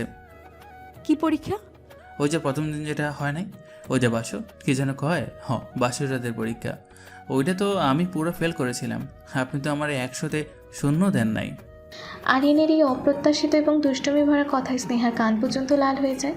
সে লজ্জায় আরিয়ানের বুকে মুখ লুকায়। কি যে বলো না তুমি, চুপ করো, কেউ শুনে ফেলবে। আরে এখানে কে শুনবে? সবাই তো ঘুমায় কাদা, আর শুনলেই বাকি। আমি তো আর অন্যের বউর লোকে কথা কইতেছি না, নিজের বউর লোকেই তো কইতেছি। তো কি কইলেন, এবার দেশে ফিরে কি আমারে পাশ করে দিবেন, নাকি এইবারও সোফাতে? স্নেহা আরিয়ানের বুকে মুখ লুকিয়ে মৃদুস্বরে বলে, পাশ ফেল তো তোমার পারফরমেন্সের উপর নির্ভর করবে, তাই না? স্নেহার এই সম্মতিসূচক লজ্জা চড়ানো উত্তরে আরিয়ান উচ্চস্বরে হেসে ওঠে। সে স্নেহাকে আলতো করে নিজের আরও কাছে টেনে নেয়। স্নেহা আর কোনো কথা বাধা দেয় না। প্লেনের ছোট্ট জানালা দিয়ে বাইরের তারার মেলা দেখতে দেখতে সে একরাশ প্রশান্তি আর ভালোবাসায় নিজেকে সঁপে দেয়। এই আকাশ যাত্রায় 35,000 ফুট উচ্চতে সে তার জীবনের আসল ঠিকানা খুঁজে পায়। তার মনে হয় এই রহস্যময় মানুষটার সব রহস্য জানার চেয়েও বেশি জরুরি হলো এখন তাকে বিশ্বাস করা, তাকে ভালোবাসা। বাকিটা না হয় সময় বলে দিবে। বার্লিন থেকে ফেরার পর 2 দিন কেটে গেছে। চৌধুরী বাড়ির পরিবেশটা আগের মতোই আছে, কিন্তু স্নেহা আর আরিয়ানের মধ্যকার অদৃশ্য দেয়ালটা যেন আর নেই। তাদের মধ্যে কথা কম হয়, কিন্তু চোখের ভাষায় অনেক ভাব বিনিময় হয়। কিন্তু স্নেহার মনের ভেতরটা তোলপাড় করছে। সে আরিয়ানের প্রতি গভীর ভালোবাসা অনুভব করলেও তার অজানা পরিচয়টা তাকে কুড়ে কুড়ে খাচ্ছে। অবশেষে সে সিদ্ধান্ত নেয়, এর শেষ দেখতেই হবে। সব কিছুর উত্তর আমি একজনের কাছে পাবো, তিনি হলেন দাদু। এইবার আর দাদুকে ছাড়ছি না, যে করেই হোক। দাদুর মুখ থেকে সব রহস্যময় প্রশ্নের উত্তর বের করতে হবে আমাকে। সে সরাসরি তার দাদু আহমেদ চৌধুরীর গ্রামের বাড়ির উদ্দেশ্যে রওনা দেয়। বিকেলের দিকে গ্রামের বাড়িতে পৌঁছায় সে। গ্রামের বাংলো বাড়ির বিশাল উঠোনে একটি পুরনো ইজি চেয়ারে বসে আছেন আহমেদ চৌধুরী। তার হাতে একটি বই। স্নেহাকে গাড়ি থেকে নামতে দেখে তিনি মৃদু হাসেন। কিরে দিদি ভাই, হঠাৎ করে কোনো খবর না দিয়ে চলে এলিছে? তোমার সাথে কিছু জরুরি কথা ছিল দাদু। স্নেহার কণ্ঠস্বর ছিল ভেজা এবং ভারী। আহমেদ চৌধুরী তার মুখের দিকে তাকিয়ে বুঝতে পারেন ঝড় উঠেছে। ভেতরে আয়, তোর পছন্দের পায়েস রান্না করেছি। আমি কিছু খাবো না দাদু, আমি শুধু আমার প্রশ্নের উত্তর চাই। আর আজ তুমি আমাকে সত্যিটা বলবে, কোনো টালবাহানা করবে না, প্লিজ। আহমেদ চৌধুরী স্নেহাকে নিয়ে তার পড়ার ঘরে বসেন। ঘরটা পুরনো বইয়ের গন্ধে ভরা। স্নেহা আর নিজেকে ধরে রাখতে পারে না। সে দাদুর পায়ের কাছে মাটিতে বসে কান্নায় ভেঙে পড়ে। বলো দাদু, কে আরিয়ান? আমার সাথে কেন এমন করছো তোমরা? কেন আমার জীবনটা নিয়ে এমন খেলা করছো? আমি আর সহ্য করতে পারছি না, আমার দম বন্ধ হয়ে আসছে।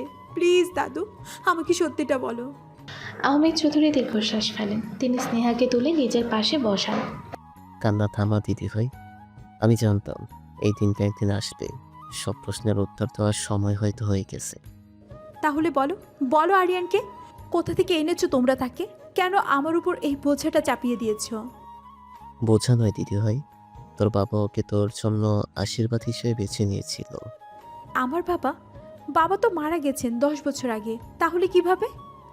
কিছু গল্প সময়ের সাথে পুরনো হয় না দিদি ভাই, কিছু প্রতিশ্রুতি মৃত্যুর পরেও জীবিত থাকে। আহমেদ চৌধুরী তার আলমারি থেকে একটি পুরনো ধুলো মাখা অ্যালবাম বের করেন। তিনি সেটার পাতা উল্টাতে শুরু করেন। তোর বাবা ইকবাল আর রাজীব চৌধুরী ছিল এক আত্মা দুই শরীর। ভার্সিটির প্রথম দিন থেকে ওদের বন্ধুত্ব। দাদু একটি পুরনো সাদা কালো ছবির উপর হাত রাখেন। ছবিতে দুজন তরুণ, ইকবাল চৌধুরী আর রাজীব চৌধুরী, একে অপরের কাঁধে হাত রেখে হাসছেন। তাদের চোখে ভবিষ্যতের হাজারো স্বপ্ন। আহমেদ চৌধুরী অতীতের স্মৃতিতে ডুব দিয়ে বলেন, ওরা একসাথে ব্যবসা শুরু করেছিল। তোর বাবা ছিল মাথা আর রাজীব ছিল শক্তি। দুজনে মিলে একটা ছোট্ট ট্রেন্ডিং কোম্পানিকে বানালো আজকের এই চৌধুরী গ্রুপ। কিন্তু রাজীব কখনো সামনে আসতে চাইতো না। ও বলতো, বন্ধু, নাম যশ সব তোর, আমি শুধু তোর ছায়া হয়ে থাকতেই চাই। রাজীব চৌধুরী বাংলাদেশের সবচেয়ে বড় ইন্ডাস্ট্রির মালিক, যাকে কেউ কোনোদিন দেখেনি, মিডিয়ার সামনেও আসেনি। সেই রাজীব চৌধুরী? হ্যাঁ, সে রহস্যময় রাজীব চৌধুরী। তোর বাবা আর ও শুধু বিজনেস পার্টনার ছিল না, ওরা একে অপরের পরিবারের অংশ ছিল। দাদুর কথার সাথে সাথে স্নেহার চোখের সামনে যেন একটা ফ্ল্যাশব্যাক ভেসে ওঠে। দর্শক, চলুন আমরা ছোট একটা ফ্ল্যাশব্যাক দেখে আসি। ফ্ল্যাশব্যাক, চৌধুরী বাড়ির লিভিং রুম। 4 বছর বয়সী স্নেহা খেলছে। ইকবাল চৌধুরী এবং রাজীব চৌধুরী সোফায় বসে হাসাহাসি করছেন। রাজীব চৌধুরীর কোলে বসে আছে 8 বছরের একটি ফুটফুটে ছেলে। বন্ধু আমার, মেয়েটা দেখ দিন দিন কেমন লক্ষ্মী হচ্ছে, আর তোর ছেলেটা তো একটা শয়তান, সারাদিন শুধু দুষ্টুমি করে। শয়তান হোক বা যাই হোক, তোর মেয়ের জন্য তো ওকে তৈরি করছি। আমার এই শয়তান ছেলেই দেখবি তোর লক্ষ্মী মেয়েটাকে সারা জীবন আগলে রাখবে। কথা দে বন্ধু, আমার যদি কিছু হয়ে যায় তুই আমার স্নেহাকে দেখবি, আমার ব্যবসার হাল ধরবি। রাজীব ইকবালের হাত ধরে বলে, তোর মেয়ে মানে আমার মেয়ে, আর তোর ব্যবসা মানে আমাদের স্বপ্ন। এর উপরে যদি কোনো দিনও আঁচড় লাগে তাহলে ভাববি এই রাজীব চৌধুরী মরে গেছে, কথা দিলাম। স্নেহা ঘোরের মধ্যে থেকে বাস্তবে ফেরে, তার চোখে জলে ভরা। দাদু আবারও বলেন, তোর জন্মের পর থেকে তোর বাবার একটাই চিন্তা ছিল, তার অবর্তমানে তোর কী হবে। তারা দুজন আবারও ফ্ল্যাশব্যাকে গেল। তার 1 বছর পরের ঘটনা। হাসপাতালের একটি প্রাইভেট ক্যাবিনের বিছানায় শুয়ে আছেন ইকবাল চৌধুরী। তার শরীরটা ফ্যাকাশে, নিঃশ্বাস চলছে থেমে থেমে। হার্ট অ্যাটাকের পর তার অবস্থা আশঙ্কাজনক। তার পাশে চেয়ারে বসে আছে তার সেরা বন্ধু রাজীব চৌধুরী। তার চোখ লাল, চুল এলোমেলো। গত 2 দিন ধরে সে হাসপাতাল থেকে এক মুহূর্তের জন্য বাড়ি যায়নি। কেবিনের এক কোণায় দাঁড়িয়ে কাঁদছে 5 বছর বয়সী স্নেহা আর তার মা। ইকবাল চৌধুরী খুব কষ্টে কাঁপা কাঁপা গলায় বলেন, রাজীব, আমার সময় শেষ বন্ধু। রাজীব দ্রুত ইকবালের হাত ধরে কান্নায় তার গলা বুঝে আসে। চুপ কর ইকবাল, কিচ্ছু হবে না তোর। দেশের সেরা ডাক্তাররা তোকে দেখছে, দরকার হলে আমি তোকে সিঙ্গাপুর নিয়ে যাব। প্লিজ তুই এমনভাবে ভেঙে পড়িস না। ডাক্তাররা শরীর সারাতে পারে দোস্ত, শেষ হয়ে যাওয়া আয়ু বাড়াতে পারে না। আমি আমার ডাক শুনতে পাচ্ছি। তুই তুই শুধু আমার একটা শেষ ইচ্ছার কথা শোন। তোর কোনো শেষ ইচ্ছে থাকতে পারে না, তুই আমার সাথে থাকবি। আমাদের একসাথে আরো অনেকটা পথ চলা বাকি। ইকবালের চোখ দিয়ে জল গড়িয়ে পড়ে। আমার স্নেহার দিকে তাকা বন্ধু, আমার মনিটা। আমি চলে গেলে এই 1000 কোটি টাকা সম্পত্তি, এই চৌধুরী গ্রুপ ওর জন্য আশীর্বাদের চেয়ে অভিশাপ হয়ে দাঁড়াবে। চারপাশে এত শত্রু, এত লোভী শকুন, কে দেখবে ওকে? কে রক্ষা করবে আমার এই মাসুম ফুলটাকে? ইকবাল চৌধুরী যন্ত্রণার সাথে মেয়ের দিকে তাকান। রাজীব চৌধুরী স্নেহার দিকে তাকায়, তার বুকটা ব্যথায় ফেটে যায়। আমি আছি না ইকবাল, তুই কি ভাবিস আমি তোকে একা ফেলে চলে যাব? তোর মেয়ে মানে আমার মেয়ে, আল্লাহর কসম। ওর দিকে বাঁকা চোখে তাকানোর সাহসও কেউ পাবে না। আমি আমার জীবনের শেষ রক্তবিন্দু দিয়ে ওকে রক্ষা করব। আমি জানি তুই করবি, কিন্তু আমি তোকে একটা প্রতিশ্রুতি বেড়া জালে আরও শক্ত করে বাঁধতে চাই বন্ধু, যাতে আমি শান্তিতে মরতে পারি। তুই তুই না করতে পারবি না। বল কি চাস তুই? তোর জন্য আমি আমার জীবনও দিয়ে দিতে পারি। ইকবাল রাজীবের হাতটা আরো শক্ত করে ধরে বলে, আমি চাই আমার স্নেহার সাথে তোর ছেলে আরিয়ানের বিয়ে হোক। আমার মেয়েকে তোর ছেলের বউ করে নে রাজীব। আমার মেয়ে রক্ষার জন্য, ওর ভবিষ্যতের জন্য আমি তোর ছেলের চেয়ে যোগ্য কোনো রক্ষা কবচ এই পৃথিবীতে খুঁজে পাই না। তুই আমার মেয়ের শ্বশুর হবি না, হবি ওর ছায়া, ওর বাবা। কথা দে বন্ধু, কথা দে। আমার মেয়েই হবে তোর চৌধুরী পরিবারের ভবিষ্যৎ, তোর ছেলের বউ। রাজীব চৌধুরী কান্নায় ভেঙে পড়েন। তিনি ইকবালের হাতটা নিজের কপালে ছোঁয়ান। কথা দিলাম ইকবাল, আমি তোকে কথা দিলাম, তোর মেয়ে শুধু আমার ছেলের বউ হবে না, সেই হবে আমার এই বিশাল সাম্রাজ্যের রানী। আমি কথা দিলাম। এই প্রতিশ্রুতির কয়েক মুহূর্ত পরেই ইকবাল চৌধুরীর হাতটা নিস্তেজ হয়ে যায়। তিনি শেষ নিঃশ্বাস ত্যাগ করেন। রাজীব চৌধুরীর আর্তনাদে হাসপাতালের করিডোর ভারী হয়ে ওঠে। স্নেহা ঘোরের মধ্যে থেকে বাস্তবে ফেরে। সে অঝরে কাঁদছে, তার বাবার জন্য, রাজীব চৌধুরীর জন্য আর নিজের জন্য। দাদু বলতে শুরু করেন আরও ভয়ঙ্কর একটা সত্য। তোর বাবার মৃত্যুর শোক রাজীব সহ্য করতে পারেনি। ও মানসিক হয়ে পুরোপুরি ভেঙে পড়েছিল। সারাদিন শুধু তোর বাবার কথা বলতো আর তোকে দেওয়া প্রতিশ্রুতির কথা বলতো। এর ঠিক 1 মাসের মাথায় ও একটা ভয়ঙ্কর গাড়ি দুর্ঘটনায় পড়ে। সবাই ভেবেছিল ও আর বাঁচবে না, দাদু অ্যালবামটা বন্ধ করেন, তার চোখও ভিজে গেছে। কিন্তু সেই দুর্ঘটনার পর রাজীব চৌধুরী মারা যাননি। তিনি কোমায় চলে গিয়েছিলেন। দীর্ঘ 15 বছর তিনি কোমায় ছিলেন। এই 15 বছরে আমি তোর বাবার স্বপ্ন আর রাজীবের সাম্রাজ্য দুটোই একা হাতে সামলিয়েছি। ধীরে ধীরে আরিয়ান ও তুই দুজনেই বড় হলি। আরিয়ানও তার ব্যবসায় যোগ করলো। তুই তোর বাবার ব্যবসা সামলাচ্ছিস। মাস 6 আগে আল্লাহর অশেষ রহমতে রাজীব কোমা থেকে ফিরে আসে। ফিরে আসে মানে রাজীব চৌধুরী বেঁচে আছেন? হ্যাঁ, এবং তিনি তোর সাথে আরিয়ানের বিয়ের ব্যবস্থা করেছেন তোর বাবার দেওয়া কথা রাখার জন্য। তাহলে তাহলে আরিয়ান হলো? স্নেহা ভয়ে, উত্তেজনায়, বিস্ময়ে বাক্যটা শেষ করতে পারে না। হ্যাঁ দিদিভাই, আরিয়ানই হলো সেই রাজীব চৌধুরীর একমাত্র ছেলে আরিয়ান চৌধুরী। বাংলাদেশের সবচেয়ে ধনী এবং প্রভাবশালী পরিবারের একমাত্র উত্তরাধিকারী। এই সত্যটা শোনার পর স্নেহার পৃথিবী যেন দুলতে শুরু করে। তার মাথা ঘুরতে থাকে। যে মানুষটাকে সে ফকির, ছোট লোক, অশিক্ষিত বলে দিনের পর দিন অপমান করেছে, সেই দেশের সবচেয়ে ক্ষমতাধর পরিবারের ছেলে। কিন্তু কিন্তু তাহলে ওর এই ছদ্মবেশ কেন? ওর এই গ্রামের ভাষা, এই সাধারণ পোশাক, এসবের মানে কি? রাজীব যখন কোমা থেকে ফেরে তখন সে আমার কাছে এসে ক্ষমা চায় তার প্রতিশ্রুতি পালন করতে না পারার জন্য। সেই এই বিয়ের প্রস্তাব দেয়, কিন্তু আরিয়ান রাজি ছিল না। রাজি ছিল না? কিন্তু কেন? আরিয়ান বলেছিল, বাবা, আমি এমন একটা মেয়েকে বিয়ে করতে পারবো না যে আমাকে আমার টাকা বা ক্ষমতার জন্য ভালোবাসবে। আমি দেখতে চাই সে আমার ভেতরের মানুষটাকে ভালোবাসতে পারে কিনা। ওই এই ছদ্মবেশের পরিকল্পনা করে। ও চেয়েছিল তোর সব ঘৃণা, সব অপমান সহ্য করে তোর ভালোবাসা অর্জন করতে। স্নেহার চোখের সামনে ভেসে ওঠে আরিয়ানের মুখ। তার সহ্য করা অপমানগুলো, তার নীরব সেবা, তার বুদ্ধিদীপ্ত সাহায্য, তার নিঃস্বার্থ ভালোবাসা, সব কিছু এক মুহূর্তে পরিষ্কার হয়ে যায়।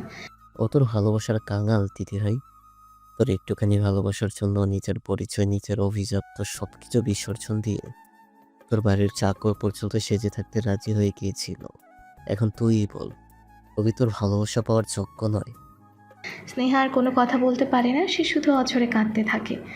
এই কান্না অনুশোচনার, এই কান্না ভালোবাসার, এই কান্না এক পরম প্রাপ্তির। দাদু, তোমার কি মনে হয় এতদিনে কি আমি তাকে একটুও বুঝতে পারিনি? আমিও তাকে ভালোবাসি দাদু, আর সেটা অনেক আগে থেকেই, শুধু তাকে বলা হয়নি। কিন্তু দাদু, তুমি আমাকে বলো যে আমার শ্বশুর এখন কোথায়? ওনাকে আমি দেখতে চাই। প্লিজ দাদু, ওনার সাথে আমায় দেখা করিয়ে দাও। দেখা করবি, তার আগে আরিয়ানকে তুই ভালো করে বুঝে নেই, তাকে আপন করে নে আগে। তুই কি ভাবিস আমি কিছু জানি না? আরিয়ান ফোন করে সব বলতো আমাকে। তুই তার সাথে সারাদিন কি কি করতি সব জানি আমি। তাই বলছি তার কাছে গিয়ে ক্ষমা চা। তুমি কোনো চিন্তা করো না দাদু, আমাদের ভালোবাসা সেই দিন রাতে 35,000 ফিট উপরে ওই নীল আকাশে প্রকাশ পেয়েছিল, আর আজ হবে তার পূর্ণতা। আমি তাহলে আসি দাদু, ভালো থেকো, আল্লাহ হাফেজ। স্নেহা যখন বাড়িতে ফেরে তখন গভীর রাত। পুরো বাড়ি নিস্তব্ধ। সে সোজা নিজের ঘরে গিয়ে দরজা বন্ধ করে দেয়। ঘরটা অন্ধকার, শুধু জানালার কাছ দিয়ে আসা চাঁদের আলোয় সোফায় শুয়ে থাকা আরিয়ানের অবয়বটা দেখা যাচ্ছে। স্নেহা মাটিতে ধপ করে বসে পড়ে। তার চোখের সামনে ভেসে উঠেছে আরিয়ানকে করা তার সমস্ত অপমান, তার ছুঁড়ে দেওয়া প্রতিটি নোংরা কথা, তার তাচ্ছিল্যের হাসি। তার বুকের ভেতরটা অনুশোচনার আগুনে পুড়ে যাচ্ছিল। সে নিঃশব্দে কাঁদতে থাকে। আরিয়ান। তার কান্নার শব্দে আরিয়ানের ঘুম ভেঙে যায়। সে ধরফড়িয়ে উঠে বসে এবং স্নেহার কাছে ছুটে আসে। স্নেহা, কি হয়েছে? তুমি কান্দাছো কেন? কেউ কি কিছু কইছে তোমারে? তোমার শরীর খারাপ? স্নেহা আরিয়ানের পা দুটো জড়িয়ে ধরে। আমাকে মাফ করে দাও আরিয়ান, আমাকে ক্ষমা করে দাও। আমি আমি তোমার যোগ্য নই। আমি তোমাকে অনেক কষ্ট দিয়েছি। প্লিজ আমাকে একটা সুযোগ দাও। আমি তোমার ভালোবাসা হয়ে বাঁচতে চাই। আরে আরে, কি করতেছো? উঠো উঠো। মানুষের পায়ে ধরে না। আরিয়ান স্নেহাকে তুলে নিজের বুকে জড়িয়ে ধরে। স্নেহা তার বুকে মুখ লুকিয়ে কাঁদতে থাকে। আমি তো তোমার আগেই মাফ করে দিছি পাগলি। ভালোবাসার মানুষের উপর কি রাগ করে তাকা যায়? আমি সব জেনে গেছি আরিয়ান। দাদু আমাকে সব বলে দিয়েছে। আরিয়ান দীর্ঘশ্বাস ফেলে। আমি চাইলাম তুমি এগুলো আমার মুখ থেকে শোনো, কিন্তু সময় হয়তো অন্য কিছু চাইছিল। না আরিয়ান, তোমার আর কিচ্ছু বলার দরকার নেই। আমি আমার সব প্রশ্নের উত্তর পেয়ে গেছি।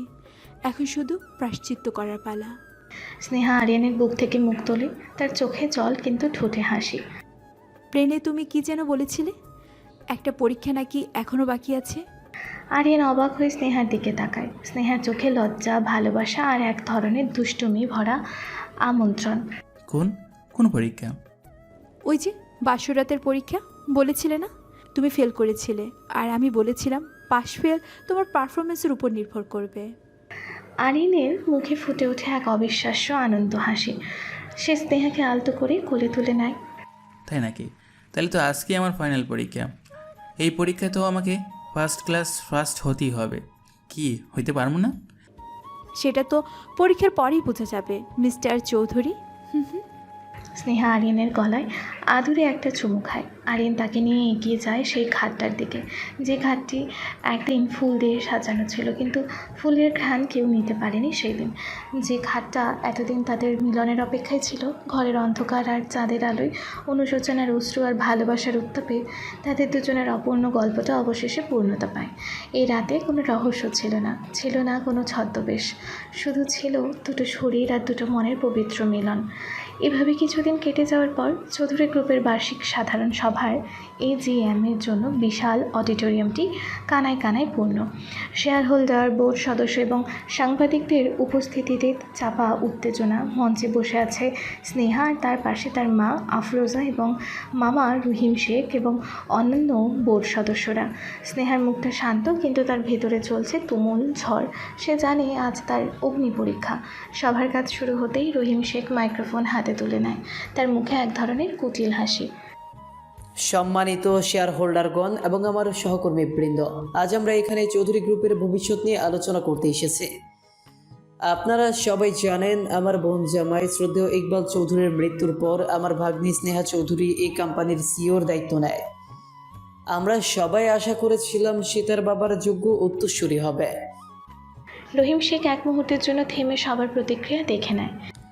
কিন্তু অত্যন্ত দুঃখের সাথে আমাকে বলতে হচ্ছে, গত 1 বছরে কোম্পানির পারফরমেন্স হতাশাজনক। বেশ কিছু বড় প্রজেক্ট আমাদের হাতছাড়া হয়েছে, কোম্পানির শেয়ারের দাম পড়েছে। একজন সিইও হিসেবে স্নেহা চৌধুরী এই কোম্পানি চালাতে সম্পূর্ণ অক্ষম। এই কথায় পুরো হলে একটা গুঞ্জন শুরু হয়। স্নেহার মা আফরোজাও তার ভাইয়ের কথায় সায় দিয়ে মাথা নাড়েন।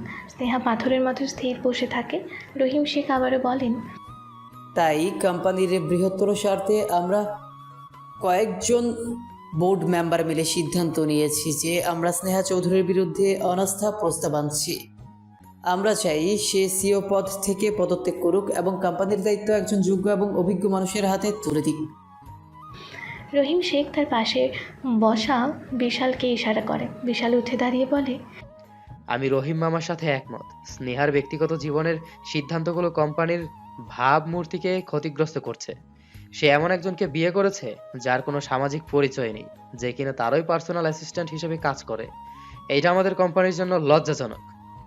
এই ব্যক্তিগত আক্রমণে স্নেহার মুখটা ফ্যাকাশে হয়ে যায়। সে মাইক্রোফোনটা নিজের দিকে টেনে নেয়। মামা, তুমি আমার ব্যক্তিগত জীবন নিয়ে কথা বলতে পারো না। আর কোম্পানির পারফরমেন্সের যে কথা তুমি বলছো সেটা সম্পূর্ণ মিথ্যা। আমি গত 1 বছরের রিপোর্ট পেশ করতে প্রস্তুত। কোনো রিপোর্টের দরকার নেই স্নেহা। রহিম শেখ প্রায় চিৎকার করে ওঠে, আমরা তোমার উপর আস্থা হারিয়ে ফেলেছি। আমি সিও পদে তোমার অপসারণের জন্য ভোটাভুটির প্রস্তাব করছি। যারা আমার সাথে একমত, দয়া করে হাত তুলুন। রহিম শেখ এবং তার অনুসারী কয়েকজন বোর্ড মেম্বার হাত তোলে। স্নেহা অসহায়ভাবে তার দাদুর দিকে তাকায়, যিনি দর্শকদের সারিতে বসে আছেন। আহমেদ চৌধুরীর মুখে কোনো অভিব্যক্তি নেই, তিনি শুধু শান্তভাবে সব দেখছেন। স্নেহার মনে হয় সে আজ হেরে যাবে। ঠিক সেই মুহূর্তে যখন স্নেহার পরাজয় প্রায় নিশ্চিত, তখন অডিটোরিয়ামের বিশাল দরজাটা নিঃশব্দে খুলে যায়। সবার চোখ সেই দিকেই ঘুরে যায়। সুটবুট পরা একদল নিরাপত্তা রক্ষীর মাঝখান দিয়ে হেঁটে আসছেন গণপ্রজাতন্ত্রী বাংলাদেশ সরকারের মাননীয় প্রধানমন্ত্রী। তার সাথে আছেন স্বরাষ্ট্রমন্ত্রী, অর্থমন্ত্রী এবং দেশের শীর্ষস্থানীয় কয়েকজন ব্যবসায়ী, যাদের মধ্যে হাসিম মাহমুদও আছেন। পুরো অডিটোরিয়াম বিস্ময়ে শ্রদ্ধায় উঠে দাঁড়ায়, কিন্তু সবার বিষয়কে ছাড়িয়ে যায় পরের দৃশ্যটি। প্রধানমন্ত্রী এবং তার সঙ্গীরা মঞ্চের দিকে না এগিয়ে সোজা হেঁটে যান দর্শকদের সারিতে বসা আরিয়ানের দিকে। আরিয়ান, যে এতক্ষণ ধরে একটি সাধারণ শার্ট পরে চুপচাপ সব দেখছিল বসে, সে উঠে দাঁড়ায়। প্রধানমন্ত্রী আরিয়ানের সাথে উষ্ণভাবে হাত মিলিয়ে বলেন, আরিয়ান, তোমার কোম্পানির জিএম, আর তুমি আমাকে একটা খবরও দিলা না। আমি তো পেপার দেখে জানলাম, ভাবলাম এসেই দেখা করে যাই। আশা করি তোমার স্ত্রী স্নেহা মা ভালো আছে। স্যার, আপনি কেন কষ্ট করতে গেলেন? আমি তো মিটিং শেষে আপনার সাথে দেখা করতে যাচ্ছিলাম। আরিয়ান প্রধানমন্ত্রীর সাথে এমনভাবে কথা বলছে যেন এটা তাদের প্রতিদিনের সাধারণ কথোপকথন। পুরো অডিটোরিয়াম পিনপতন নীরব। রহিম শেখ এবং বিশালের মুখ ভয়ে সাদা হয়ে গেছে, তারা কাঁপতে শুরু করেছে। স্নেহার মামা ভয়ে কাঁপতে কাঁপতে ফিসফিস করে বলে, তো তুমি? ঠিক সেই মুহূর্তে মঞ্চের বিশাল প্রজেক্টর স্ক্রিনটি জ্বলে ওঠে। সেখানে ভেসে ওঠে চৌধুরী গ্রুপের শেয়ার হোল্ডিং প্যাটার্নের একটি চার্ট এবং সবাই বিস্ময়ের সাথে দেখে কোম্পানির 60% শেয়ারের মালিকানার জায়গায় লেখা আছে একটি নাম আরিয়ান চৌধুরী। চার্টের নিচে আরও লেখা প্রতিষ্ঠাতা ও chairman R C group of industries Rajiv চৌধুরীর এই রহস্যময় আর সি গ্রুপ, যা শুধু বাংলাদেশেই নয় পুরো এশিয়া মহাদেশের অন্যতম বৃহৎ শিল্প প্রতিষ্ঠান। হাসিম মাহমুদ রহিম শেখের দিকে তাকিয়ে বলেন, তার কণ্ঠে তীব্র ঘৃণা। কি রহিম সাহেব, আপনি কার কোম্পানির সিইওকে অপসারণের প্রস্তাব দিচ্ছিলেন? কোম্পানির মেজরিটি শেয়ার হোল্ডারের স্ত্রীকে? রহিম শেখ আর দাঁড়িয়ে থাকতে পারে না, সে ধপ করে চেয়ারে বসে পড়ে। তার কপাল বেয়ে ঘাম ঝরছে। স্নেহা বিস্ময়ে আনন্দে আবেগে আরিয়ানের দিকে তাকিয়ে থাকে। তার চোখ দিয়ে জল গড়িয়ে পড়ছে। আরিয়ান ধীরে পায়ে মঞ্চের দিকে এগিয়ে আসে। তার হাঁটার মধ্যে আজ কোনো জড়তা নেই, আছে এক রাজার আত্মবিশ্বাস। সে স্নেহার পাশে এসে দাঁড়ায় এবং তার হাতটা শক্ত করে ধরে। সম্মানিত শেয়ার হোল্ডারগণ, আমি আরিয়ান চৌধুরী। আজ থেকে প্রায় 1 বছর আগে আমি আমার পরিচয় গোপন করে এই কোম্পানিতে যোগ দিয়েছিলাম। আরিয়ান মাইক্রোফোন হাতে তুলে নেয়। তার কণ্ঠস্বর আজ শান্ত কিন্তু পরবর্তীর মতো দৃঢ়। আমি দেখতে চেয়েছিলাম আমার বাবার সেরা বন্ধুর স্বপ্ন, তার আমানত কার হাতে সুরক্ষিত। আমি দেখতে এসেছিলাম এই কোম্পানির আসল শত্রু কারা, যারা বাইরে বন্ধুর মুখোশ পরে ভেতরে কোম্পানির ক্ষতি করে। সে রহিম শেখ এবং বিশালের দিকে সরাসরি তাকায়।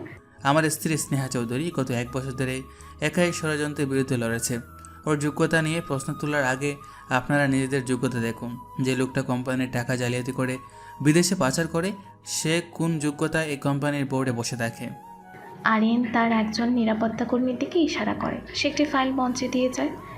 এই ফাইলে রহিম শেখ এবং তার সহযোগীদের সমস্ত দুর্নীতির প্রমাণ আছে। আমি এই ফাইল এবং প্রমাণসহ সকল কাগজপত্র ইতিমধ্যেই দুর্নীতি দমন কমিশনে পাঠিয়ে দিয়েছি। এই কথা শোনার সাথে সাথে অডিটোরিয়ামের বাইরে অপেক্ষায় থাকা পুলিশ ভেতরে প্রবেশ করে এবং রহিম শেখ ও বিশালকে গ্রেপ্তার করে। আফরোজা চৌধুরী কান্নায় ভেঙে পড়েন।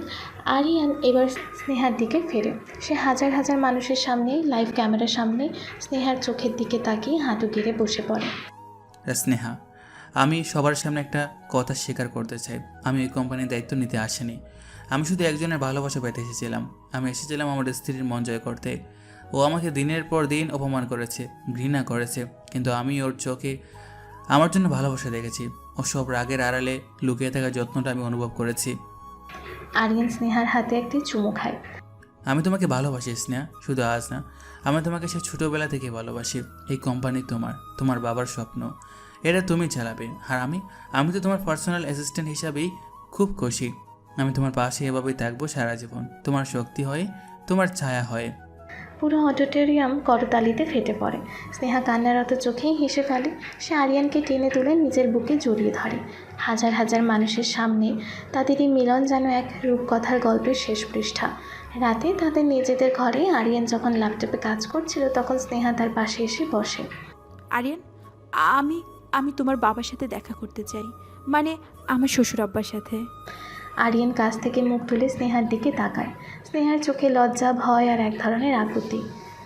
তুমি কি নিশ্চিত স্নেহা? বাবা এখনো পুরোপুরি সুস্থ হননি। আর আমি জানি, কিন্তু আমি আর দেরি করতে চাই না আরিয়ান। আমি তার সামনে দাঁড়িয়ে ক্ষমা চাইতে চাই, তার বন্ধুর মেয়ে হিসেবে, তার ছেলের বউ হিসেবে। আমি যে পরিমাণ অন্যায় করেছি তার প্রায়শ্চিত্ত আমি করতে চাই। প্লিজ আমাকে নিয়ে চলো। আরিয়ান স্নেহার চোখের দিকে তাকিয়ে তার ভেতরের যন্ত্রণাটা বুঝতে পারে। সে মৃদু হেসে স্নেহার হাতটা ধরে।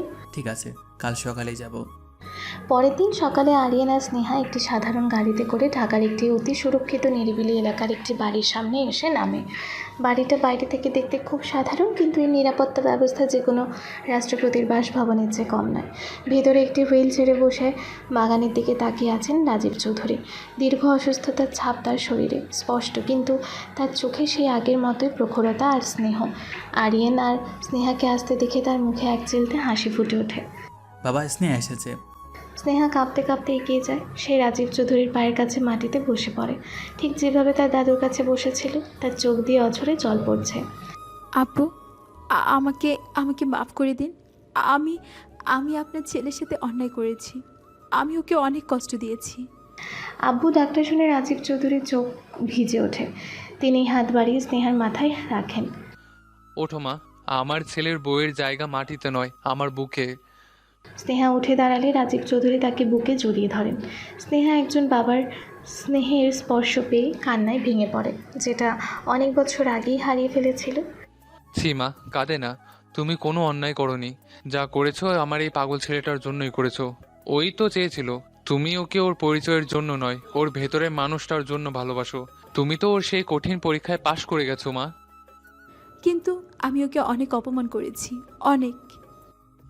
আমি সব জানি, আরিয়ান আমায় সব বলেছে। রাজীব চৌধুরী আরিয়ানের দিকে তাকিয়ে হাসেন। আর ও এটাও বলেছে আমার বাঘিনী বৌমা নাকি ওর সব অপমান সহ্য করেও রাতের বেলা লুকিয়ে লুকিয়ে ওর সেবা করত, ওর জন্য চিন্তা করত। ভালোবাসা তো এটারই নাম, তাই না? এই কথায় স্নেহা লজ্জায় লাল হয়ে যায়। আরিয়ান দুষ্টুমি করে চোখ টিপ দেয়। রাজীব চৌধুরী আবারও বলেন, আমি তোমাদের এজিএম এর সব খবর পেয়েছি। খুব চেয়েছিলাম সেই দিন ওখানে উপস্থিত থাকতে, আমার বন্ধুর মেয়ের সাফল্য দেখতে, কিন্তু ডাক্তাররা এখনও আমাকে জনসমাগমে যেতে বারণ করেছে। আমি এখনও পুরোপুরি সুস্থ হইনি। আপনি তাড়াতাড়ি সুস্থ হয়ে উঠুন আব্বু, আমাদের মাথার উপর আপনার ছায়াটা খুব দরকার। আমার আর কি দরকার মা? আমার জীবনের সবচেয়ে বড় দুটো স্বপ্নই তো পূরণ হয়ে গেছে। আমার বন্ধুর দেওয়া কথা আমি রাখতে পেরেছি, আর আমার ছেলেটা তোমার মতো একজন জীবনসঙ্গী পেয়েছে। এখন তো আমি শান্তিতে মরতেও পারবো। এইসব কি বলছেন আব্বু? আপনাকে আমাদের সাথে আরও অনেক দিন থাকতে হবে। আরিয়ানকে আর আমাকে তো শাসনও করতে হবে, তাই না? স্নেহার এই আবদারে রাজীব চৌধুরী উচ্চস্বরে হেসে ওঠেন। তার হাসিতে পুরো বাড়িটা যেন জীবন্ত হয়ে ওঠে। অবশ্যই করব। আমার এই শয়তান ছেলেটাকে তো মাঝে মাঝে কান ধরে উঠবোস করানো দরকার। আর তুমি মা, তুমি তো এই বাড়ির রানী। আজ থেকে চৌধুরী সাম্রাজ্যের সব দায়িত্ব তোমার। তিনি স্নেহা আর আরিয়ানের হাত ধরে আগ করে দেন। তোমরা দুজন একসাথে থেকো, একে অপরের শক্তি হয়ে থেকো। আমার বন্ধুর আত্মা তাহলেই শান্তি পাবে। স্নেহা আরিয়ানের দিকে তাকায়, আর চোখে মুখে এখন আর কোনো অনুশোচনা বা দ্বিধা নেই। আছে শুধু একরাশ শান্তি, ভালোবাসার একটি নতুন পরিবার পাওয়ার আনন্দ। সে বুঝতে পারে তার জীবনের সবচেয়ে বড় প্রাপ্তি আরিয়ান চৌধুরী নয়, বরং আরিয়ান চৌধুরীর নিঃস্বার্থ ভালোবাসা এবং এই বিশাল হৃদয়ের পরিবারটি। সব কিছুর শেষে আরিয়ান আর স্নেহা মিলে একটা প্ল্যান করলো যে তারা এই বাড়িতে, মানে স্নেহা শ্বশুর বাড়িতে, তারা নতুন করে আবারও বাসর করবে। রাতে আরিয়ানের নিজস্ব বেডরুমটা সুন্দর করে সাজানো হয়েছে। দরজা ঠেলে আরিয়ান ভেতরে প্রবেশ করে। অবশেষে আমার রানী তার রাজ্যে ফিরল। আরিয়ান দরজাটা বন্ধ করে স্নেহার পাশে এসে বসে। স্নেহা তার হাতটা ধরে। আমি খুব লজ্জিত আরিয়ান। এই 2 দিনে সবার সামনে তুমি আমাকে যে সম্মান দিলে, আমি তার যোগ্য নই। আমি শুধু আমার অহংকারের জন্য তোমাকে চিনতে পারিনি। আবারও বলছি, আমাকে ক্ষমা করে দাও। স্নেহার চোখ দিয়ে জল গড়িয়ে পড়ে। আরিয়ান খুব আদরের সঙ্গে তার চোখের জল মুছে দেয়। আরে পাগলি, আবার কান্না? আমি তো শুধু তোমার এই ভালোবাসার জন্য এতদিন অপেক্ষা করেছিলাম। অবশেষে আমার অপেক্ষা শেষ হলো। আর ক্ষমার কথা যদি বলো, তাহলে তো ক্ষমা আমারও চাওয়া উচিত। তুমি কেন ক্ষমা চাইবে? কারণ আমি তোমাকে অনেক কষ্ট দিয়েছি। পরিচয় গোপন করে তোমাকে দিনের পর দিন মানসিক চাপের মধ্যে রেখেছি। আমার রহস্যের কারণে তুমি অনেক টেনশনে ছিলে। সরি। দূর, তুমি কষ্ট না দিলে তো আমি ভালোবাসার মানেই বুঝতাম না। কিন্তু একটা কথা বলো, রহমান চাচাকে দিয়ে যখন আমি তোমার খোঁজ লাগিয়েছিলাম, তখন সব রেকর্ড মুছে ফেলেছিলে কেন? আমি তো ভয়ে মরে গিয়েছিলাম। ও, ওইটা তো করতেই হতো, না হলে তো আমার সব প্ল্যান মাঠে মারা যেত। আমার শ্বশুর মশাইয়ের গোয়েন্দা এত কাছা নন যে আমাকে খুঁজে বের করতে পারবেন না, তাই একটু ব্যবস্থা নিতে হয়েছিল। ব্যবস্থা নিতে হয়েছিল? তুমি কি দেশের পুরো ডাটাবেস হ্যাক করেছিলে নাকি? দূর, হ্যাক করবো কেন? আমি তো খুব ভদ্র ছেলে। জাস্ট কয়েকটা সার্ভার কিছুক্ষণের জন্য বন্ধ করে দিয়েছিলাম। আর এটা আমি প্রধানমন্ত্রী সাহেবের সাথে কথা বলেই করেছিলাম, যেন অপরাধী হয়ে না যায়। আরিয়ানের এই সহজ স্বীকারোক্তিতে স্নেহা হেসে ফেলে। তুমি আস্ত একটা শয়তান আরিয়ান চৌধুরী। শয়তান তো হতেই হবে, না হলে তোমার মতো পরীকে সামলাবো কীভাবে?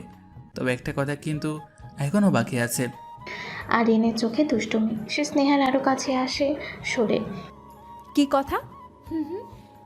হয়েছে পেনে তুমি কি বলেছিলে? আমার ফার্স্ট ফেল নাকি আমার পারফরম্যান্সের উপর নির্ভর করবে। এর আগে পরীক্ষা ভালো হয়নি, কারণ ওটা প্রথম পরীক্ষা ছিল। আজ তো সেই ফাইনাল পরীক্ষার রাত। আমার কিন্তু খুব টেনশন হচ্ছে, আমি যদি এবারও ফেল করি। স্নেহা লজ্জায় মুখ লাল করে আরিয়ানের বুকে মাথা রাখে। পরীক্ষার আগে এত টেনশন করলে তো চলবে না মিস্টার চৌধুরী, আত্মবিশ্বাস রাখতে হবে। আত্মবিশ্বাস তো আছে, কিন্তু প্রশ্নপত্র তো খুব কঠিন, মানে পরীক্ষা খুব কঠিন। যদি সে আমাকে ফার্স্ট মার্ক না দেয়? সেটা তো তোমার পারফরমেন্স দেখলেই বোঝা যাবে। এর আগের বার 80% পেয়েছো। তাই? তাহলে তো আর দেরি করা যাবে না, পরীক্ষা শুরু করা যাক। আরিয়ান স্নেহার মুখটা তুলে ধরে, তার চোখে রাজ্যের ভালোবাসা। স্নেহা, আমি কি আজ তোমাকে ভালোবাসার অনুমতি পেতে পারি? কোনো পরীক্ষা হিসাবে নয়, কোনো পারফরমেন্স হিসাবে নয়, শুধু আমার স্নেহা হিসাবে, আমার ভালোবাসা হিসাবে। অনুমতি? স্নেহা আরিয়ানের চোখে চোখ রেখে বলে, পাগল একটা, নিজের বউকে ভালোবাসতেও কি অনুমতি লাগে নাকি? এই কথা শোনার পর আর আরিয়ানের কোনো বাধা থাকে না। সে স্নেহার ঠোঁটে গভীর চুমু খায়। বাইরের পৃথিবীর সব কোলাহল, সব ষড়যন্ত্র, সব পরিচয় পেছনে ফেলে তারা দুজন এক হয়ে যায় এক পবিত্র ভালোবাসার বন্ধনে। এই রাতে আর কোনো পরীক্ষা ছিল না, ছিল না কোনো শর্ত, ছিল শুধু অফুরন্ত খুনসুটি, বিশ্বাস আর একে অপরের প্রতি তীব্র ভালোবাসা, যা তাদের সারা জীবনের পথ চলার পথ হয়ে থাকবে।